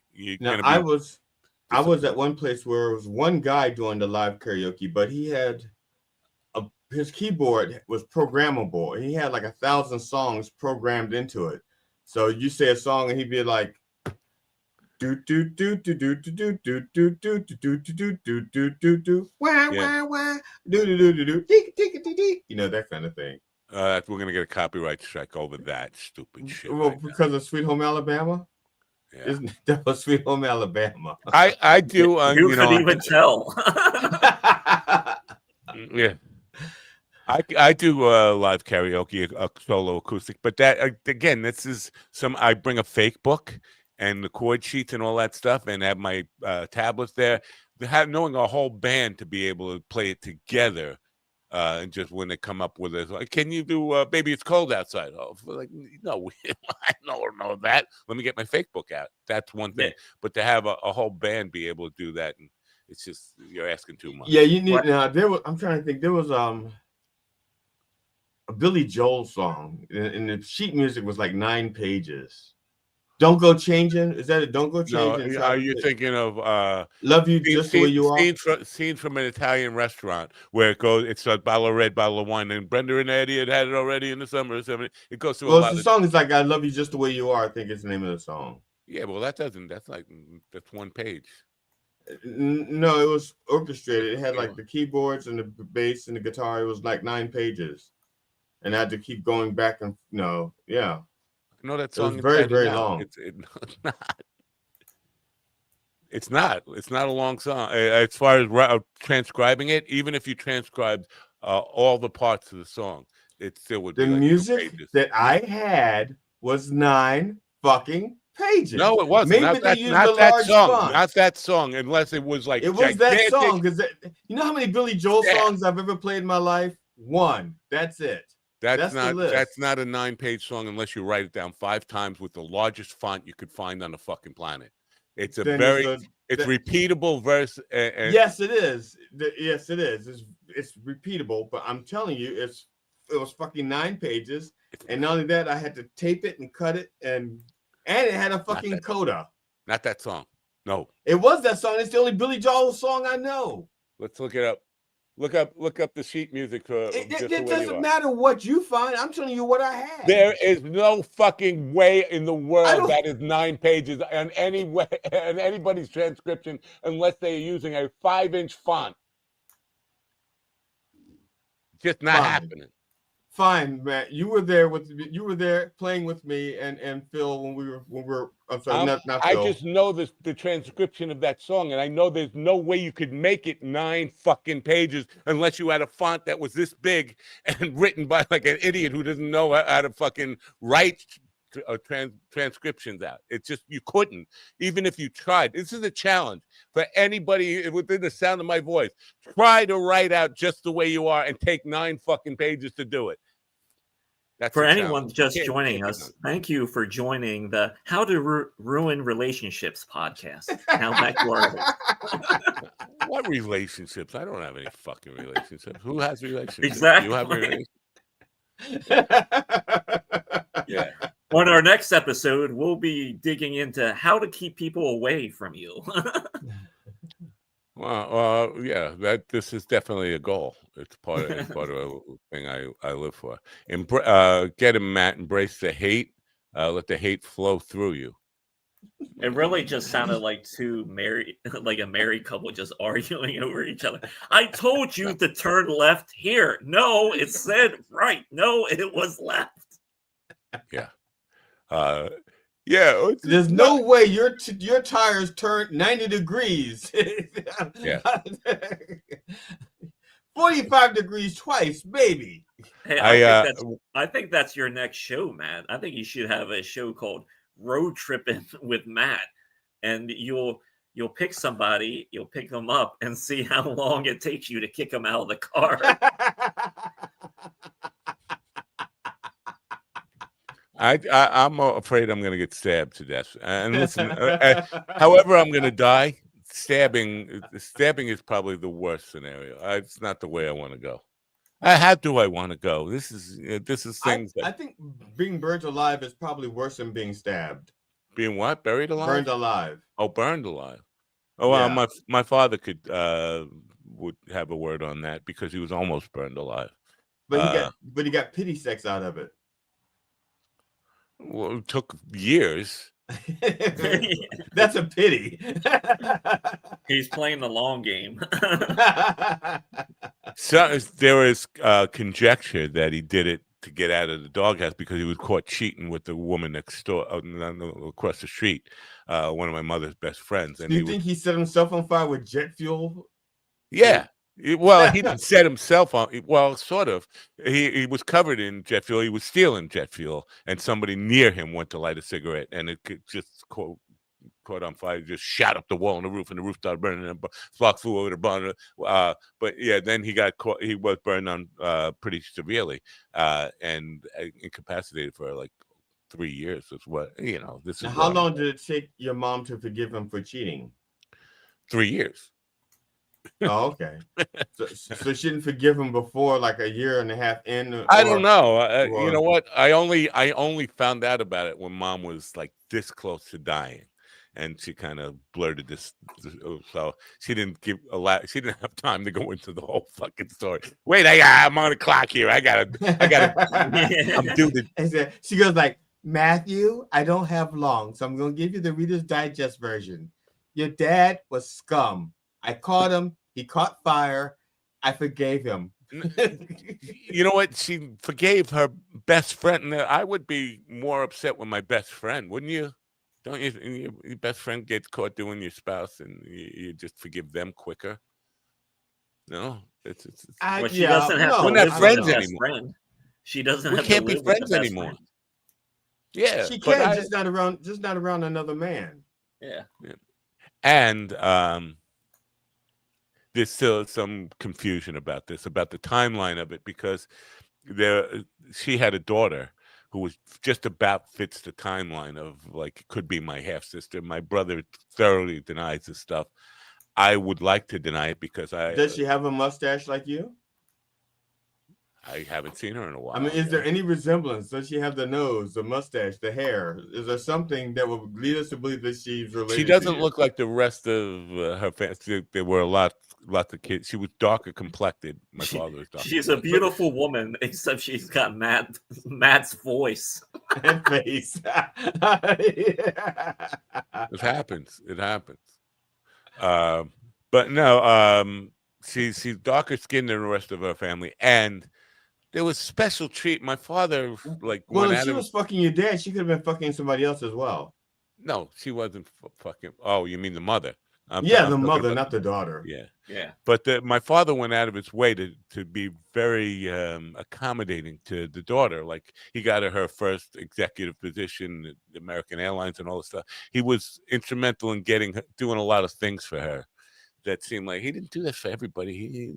Why is he going out of his way? It makes sense to me. My ex-brother is in complete denial of any of this stuff. I think it's possible. I don't want to dwell on it, but I've never confronted her about it. You think we might be related? She probably doesn't even know her mother banged my father, right? Probably doesn't even know. I don't know. All right, then. What's going on up there? Uh-oh. Cats jumping around. Yeah, that's a show for you. There's no show. That was it. Was that a good show? No. All right. I got to go learn some Eagles songs, right? I recommend "Victim of Love." That's my favorite Eagles song. I can't sing that. That's Don Henley's song. So what are you going to do? Sing? The only stuff I could possibly sing Arizona is Glenn Fry. Yeah, that 7 Women on My Mind. Is that it? Yeah, that's more in my range. I mean, Don Henley's too high up there, right? What else? Victim of Love was I don't know, is that high? I don't think it is, but yeah, maybe. If you're doing acoustic, I don't think there's a solo in it. That's Oh yeah, there is. Yeah, yeah. Oh yeah, there's a solo. Yeah. Very good solo. That's what I did. Like I said, that's my favorite Eagles song. I don't. Well, the thing is, when you're doing acoustic solos, you cut out the do acoustic solo shows. You cut out the guitar solo section or the sax solo section. You always just bypass. To go verse, chorus, verse, chorus, verse, chorus. Make the arrangements. Because what am I going to do? Like hum it. Yeah, I've done that. I've done it too. With the Paul Simon stuff, where like me and Julio, instead of doing the whistling part, I do. I did an acoustic set of Hendrix, and I hummed the solo for Machine Gun, Star Spangled Banner, Foxy Lady. Slaptail says Matt awkwardly asked that question as he rolled off her. Close. I call this the worst mistake worst mistake I never made. No, yeah, worst mistake I almost never made or something. There was a night in the chapter 2 in Amityville, New York, where she was kind of flirting with me, trying to be, and I almost went for it. And then years later, I found out that she could be my sister. So yeah, there's what if? Thank God I didn't make that mistake. Worst mistake I never made. Something. But if she's not your sister, why would that? I'm not on that. My brother is on that. She's not my sister. I'm on it. There's a strong possibility she could be. So there's also a strong possibility that she's not. No, there's a weak possibility that she's not. There's a possibility that she's not, but it's so stronger. It would just be a weekend, right? So it's just a weekend. You're not doing a whole commitment. right? It would still the be. weekend. It would still be disgusting. Why you would fuck a half sister? You wouldn't. That's I don't have a disgusting. half sister. It's disgusting. But if you did, they all have all their parts. if you did, hypothetically, ooh, look at me, hypo. Well, I wouldn't do Lisette because are you fucking kidding me? No, you talk about out of my range. Take it to the limit. Go ahead, GD, take it. I'm not doing take it to the limit. Go ahead, just do a little bit. I don't even know the words off the top of my head. At the end. No, even Randy Meisner, who had a very high voice, this was a point of contention with the Eagles. That was his greatest hit. That was their greatest hit, by the way, the best-selling single. And the people always wanted that song. They asked for that song, and there were nights he said, "You can't do it. It's a difficult song. It's like their most difficult song to sing. It is an awesome song, but it's way Tequila Sunrise. Tequila Sunrise, I could do. That's a Glenn Fry song. That's down.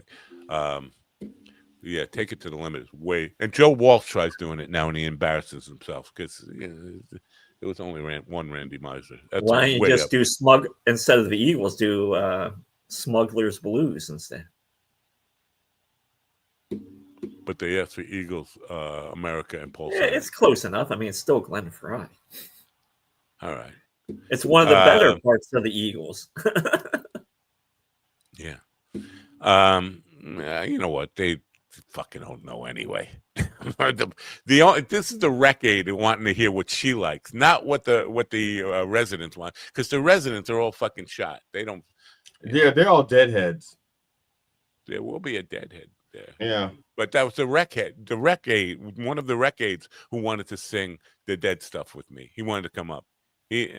But they did enjoy it. But I think they were just enjoying it, clap for him, not necessarily for the performance. Yeah, like a local favorite goes up there and is like, "Hey, Billy, you're great, Billy." When you do your shows in your basement, they're not really laughing at the jokes. Exactly. They're laughing at you. They haven't listened to a damn thing. They're drinking. They're drinking the wine. They're eating the food. They think they can be a comedian. I know that both of you really don't listen to modern pop music, but if you hear what's going on in modern pop right now, it's taken a very soft turn. Toward what? It seems like it's gone back to late 70s, early 80s type of shit. Just like soft keyboards and shit like that. They're influenced by the Olivia Newton-Johns and the whatever soft stuff from Karen Carpenter's. There's a lot of that influence going on, no doubt about it. What would be interesting, because people are so down on AI music, if you listen to an AI song and compare it to what's on the charts today, the popular music on the Billboard charts, pretty much sounds the same. I mean, you're not going to hear a whole lot of difference. The AI music and what is passing for Billboard's top-selling music. Like that country song just sounds like a regular shitty country song. Yeah. Was that Walk the Walk, Talk the Walk, or something? The Rust, Broken Rust thing. Yeah, Walk the Walk, Talk the Talk. Yeah, Walk the Walk or something. But to be fair, a lot of country music fans just don't know any better. So if they did, they wouldn't be country music fans. No. If they had taste, they'd love Crack the Sky. What can I tell you?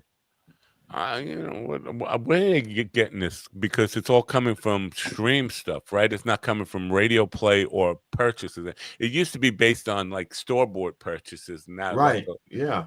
So that Rust guy was about digital downloads. He wasn't really one of the most streamed songs. I think he only had 2 million streams, where Morgan Wallen, who number one on the real country charts, the Billboard country charts, had 170 million streams on his song. But if you compare them, you can't tell the fucking difference. It all sounds phony. Well, the question I have, what, in the 50s or whatever, payola happened, and like that shit was going on.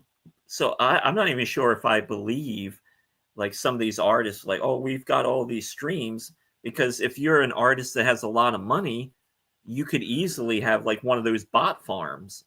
No doubt about it. I get solicited every day from people who want me to pay to get boosts on my views and listens and down and streams and all that stuff. So if you had the money to invest, this is how Steven Crowder got a top-rated podcast. His father just bought bots to kind of boost his ratings and visibility and all that stuff.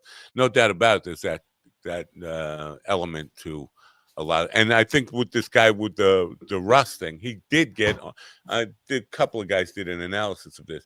He had 3,000 digital downloads, which got him the #1 digital download spot in the country charts. But 99 cents a piece, that you could do that yourself. If you got $3,000, you can boost yourself up to the top spot in the digital downloads by spending $3,000 on yourself, and then use that as a publicity. Look, I'm #1 on the charts, ma.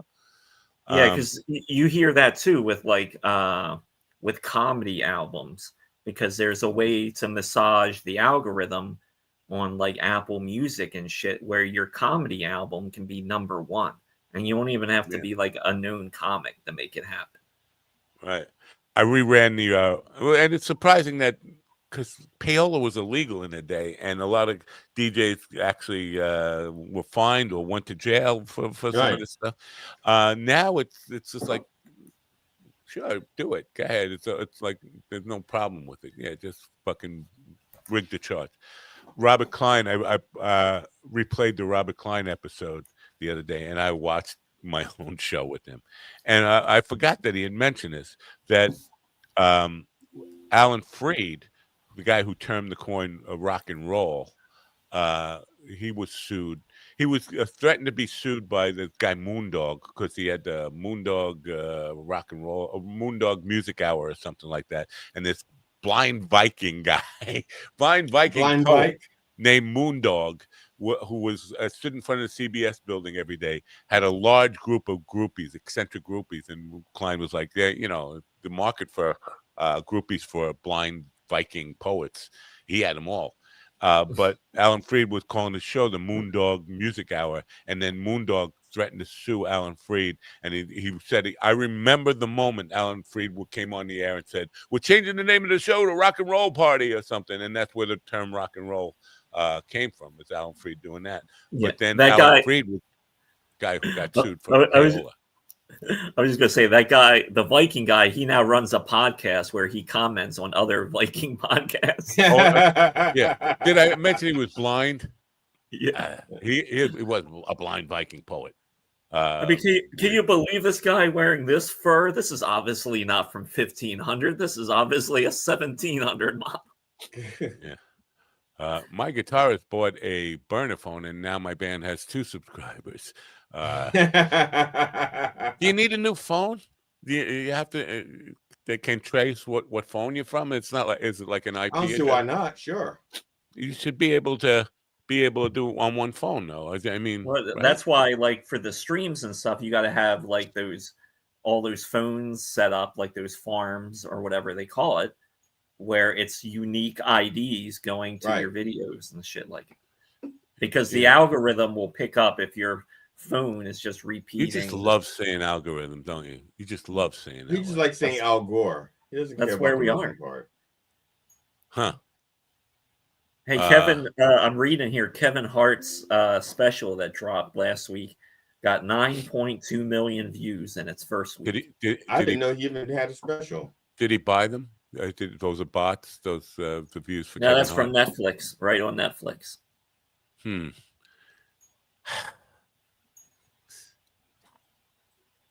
So Netflix, what you're saying is Netflix is not botable.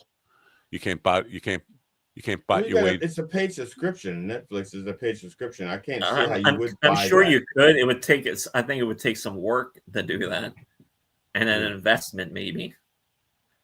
That's true. I forgot you have to have a login. It's a paid login there, right? So no, I think that's real, and that almost tracks for Kevin Hart. Yeah, I was about to say, it sounds about right. And also, I mean, at the worst, I mean, like, I think we have a Netflix account, and I think we can put it on 3 devices, I think. I'm not sure. We have it on 3 devices. Maybe we could put it on 4. We have it on my phone, her phone. Oh, we got it on all the televisions. Wow. I don't know. Where the hell is JT Habitat is got a picture of himself in a regular record store, and he's in front of the comedy bin or the CDs. But who the fuck buys hard copy CDs? Wow. Hey, people are still buying records, and they buy CDs too. Records makes a little more sense. I mean, whatever. I don't know who, but I think more people want physical media now, especially. Yeah, that's what was better about records. I mean, boomers talk here, but CDs, you had the little tiny little cover. You couldn't like really. I mean, the booklets that came with them. Yeah, not for boomers. You got to have good eyes. You got to have, and the albums, you could fold them out and you read the lyrics and you come with the fucking rolling paper. Like this is little CD things like this. Yeah, it's invisible. Is it green? Yeah. Well, I mean, like anything, there's a formula. Like the biggest thing now, there's a formula for everything, and you can see that because I consume a lot of comedy, and you can see that in comedy where comics maybe will find like a management service or something, then all of a sudden you'll see their reels like really blow up or some shit like that. Don't go chasing AI waterfalls. How's it going? Don't go. That's a strange little handle there. I mean, whatever. They're not the strangest handle we've seen, but it's just, I'm kind of puzzled by that. I mean, I know the song "Don't Go Chasing Waterfalls," AI waterfalls. I got nothing. You see, that's A1I because it could be A1. I'm thinking of the steak sauce. Oh, steak sauce. Yeah. Yeah. Good stuff. Yeah, you don't want to chase the steak sauce waterfall. I get the store brand, which is a knockoff. It's probably the same stuff, just they buy different bottles. I don't know because A1 has 57 spices, right? Or is that Heinz? No, that's Heinz. That's Heinz. Heinz 57. Okay, that's Heinz presidential brand. Heinz 57. That's 57 spices. Okay. I used to put A1 sauce on almost everything. I liked A1 sauce. I even put it on like baked mashed potatoes and stuff. This is what's wrong. This explains what's wrong with you. Okay, we got to the bottom of it. All right. I think that's what's wrong with me. Not that there's something wrong with me. And no wonder it takes you 9 pages to transcribe a fucking 2-page, a 1 page. I didn't transcribe it. I bought it. I bought it. You got ripped off. You could have bought the 2 pages and saved money on the other 7 pages. Well, I wouldn't have had all the instrumentation on it. I had like 5 staffs or something. Was the sax solo written out? Yes and no. Yes and no. It was written out, but it was like on the piano line, on the piano. Let me see.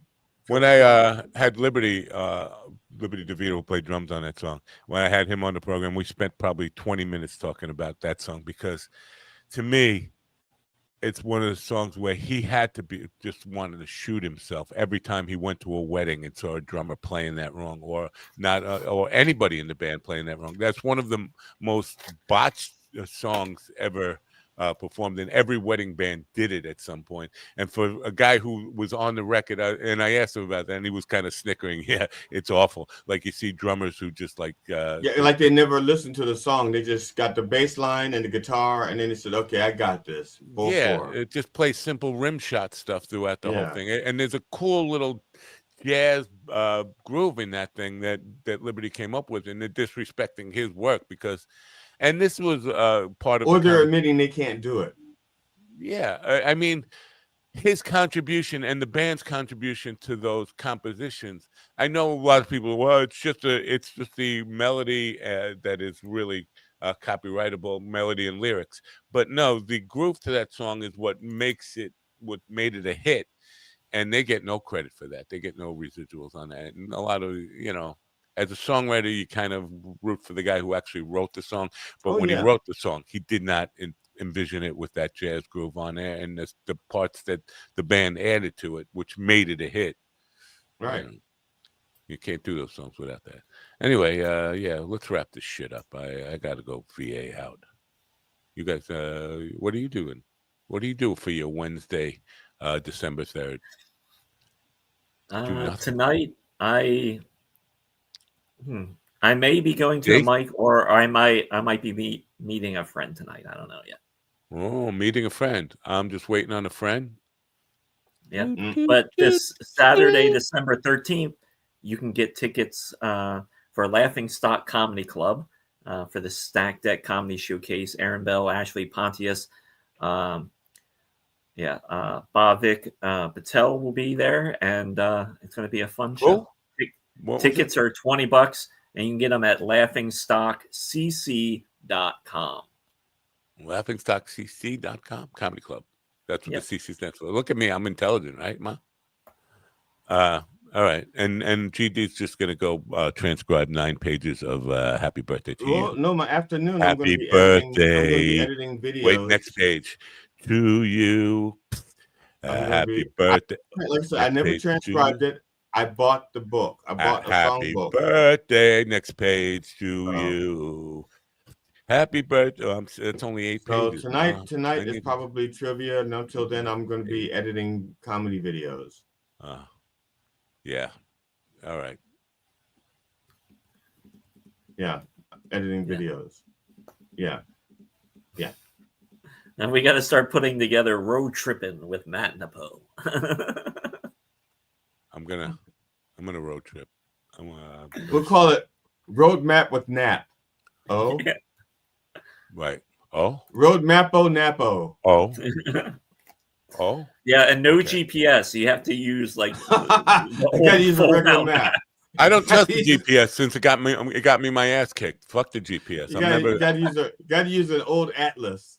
Yeah. A 9-page atlas. So you don't Atlas 31B. I have to get that in there. Whatever happened to this alien invasion we were supposed to have? I'm ready for it. Anyway. It was supposed to come up through Mexico, and that was a while ago. We have a show tomorrow. I want to just say this because GD got us a guest tomorrow. This is a guest who has been booked on this program before, who didn't show up. Even after I contacted him while we were doing the show, said you're supposed to be here, and nothing until later on, like later that night. Oh, sorry, man. And that's all I got was an "oh, sorry, man." Like no reason, no excuse, no nothing. He's booked on the show tomorrow. And I'm probably going to bring this up and like rub it in his face. Like, dude, I don't know. It's just weird. He used to be a cop, right? Now he's a comedian. He used to be a cop. He's worn a few hats. Yeah. Security guard, security mall guard, security. Oh, security guard. You know the bad thing on his resume? I don't know if you know this about him, but this is on his resume. He did a cruise ship. I don't know. I didn't look at his resume. He's friends with Willie. Oh. That's how he got booked on the program. I got a guy for you. He's a hitman. I don't know if you know this about him, but he won't show up. Well, I talked with him yesterday, I guess. Was that when I reached out to you? Yeah, he probably doesn't remember, right? He doesn't even remember. First I didn't even tell him the name of the show. We were setting up, so Done Way Past Funny. We're setting that up. And I said, and he says, I just did such and such. And I said, well, I said, I'm going to show in the morning live digital broadcast. And he says, how many followers? I said, I don't know. You're asking the wrong person. Great. I said, there's 18. I said, on YouTube, there's like 18,000 subscribers, a little bit more than 18,000 subscribers, but we put out on like 10 different platforms, at least. I said, now I don't watch those numbers. I don't care. Matt worries about those numbers, if he worries at all. Oh, look at that. I didn't even look at the radio numbers today. Radio numbers are pretty good today. Okay. But yeah, so I won't be like I make it the total focus of thing, but I can't help but bring it up and say, "You're stiff." Bring it up. You remember you stiffed us last time. Why'd you stiff us? Give me a fucking good excuse at least. You owe me a good excuse. I don't know. My wife was dying. I had to take it to the. What? Well, I know he's a single dad. No, is he a single dad or is it just? He's okay. I don't think he's a single dad, but I don't think his wife helps a lot. Oh. Yeah, he just picks up kids every now and then. Yeah, it's like he goes to the pharmacy and picks up sick kids. He went from being a cop, which is a good take-home pay, to being a comedian, which not the best take-home pay, especially in the formative.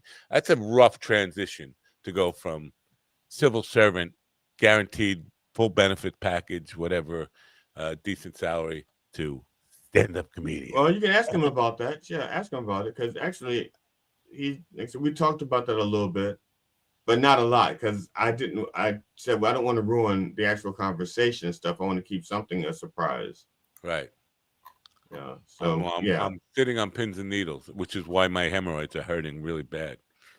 Oh yeah, get rid of the needles. Get rid of the needles. But the pins are okay? Oh yeah. All right. Say the phrase that pays. There's a good probative. The pins have a good probative value. All right. Say the phrase that pays. Somebody get me out of here. Turn on your radio. Finger your radio. Oh